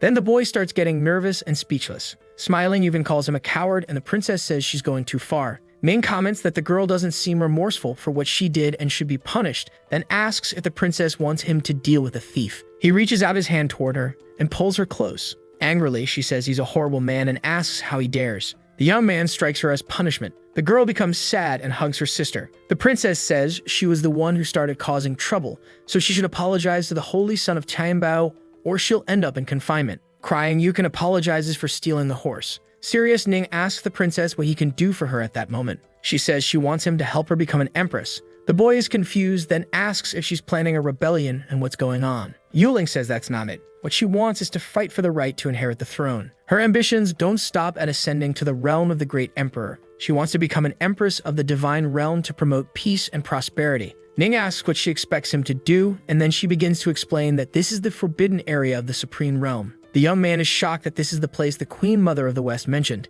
It was created by the founder of the Supreme Divine Realm, used for cultivation, and there's something there she urgently needs to generate a quake as powerful as the 8th step of the terrace. The princess says she's tried for many years but never succeeded, and Ning reflects that this is why she sought someone who could climb the stairs. So the video ends here. If you don't want to miss the next part, activate the notification bell, and see you next time on Tab's channel.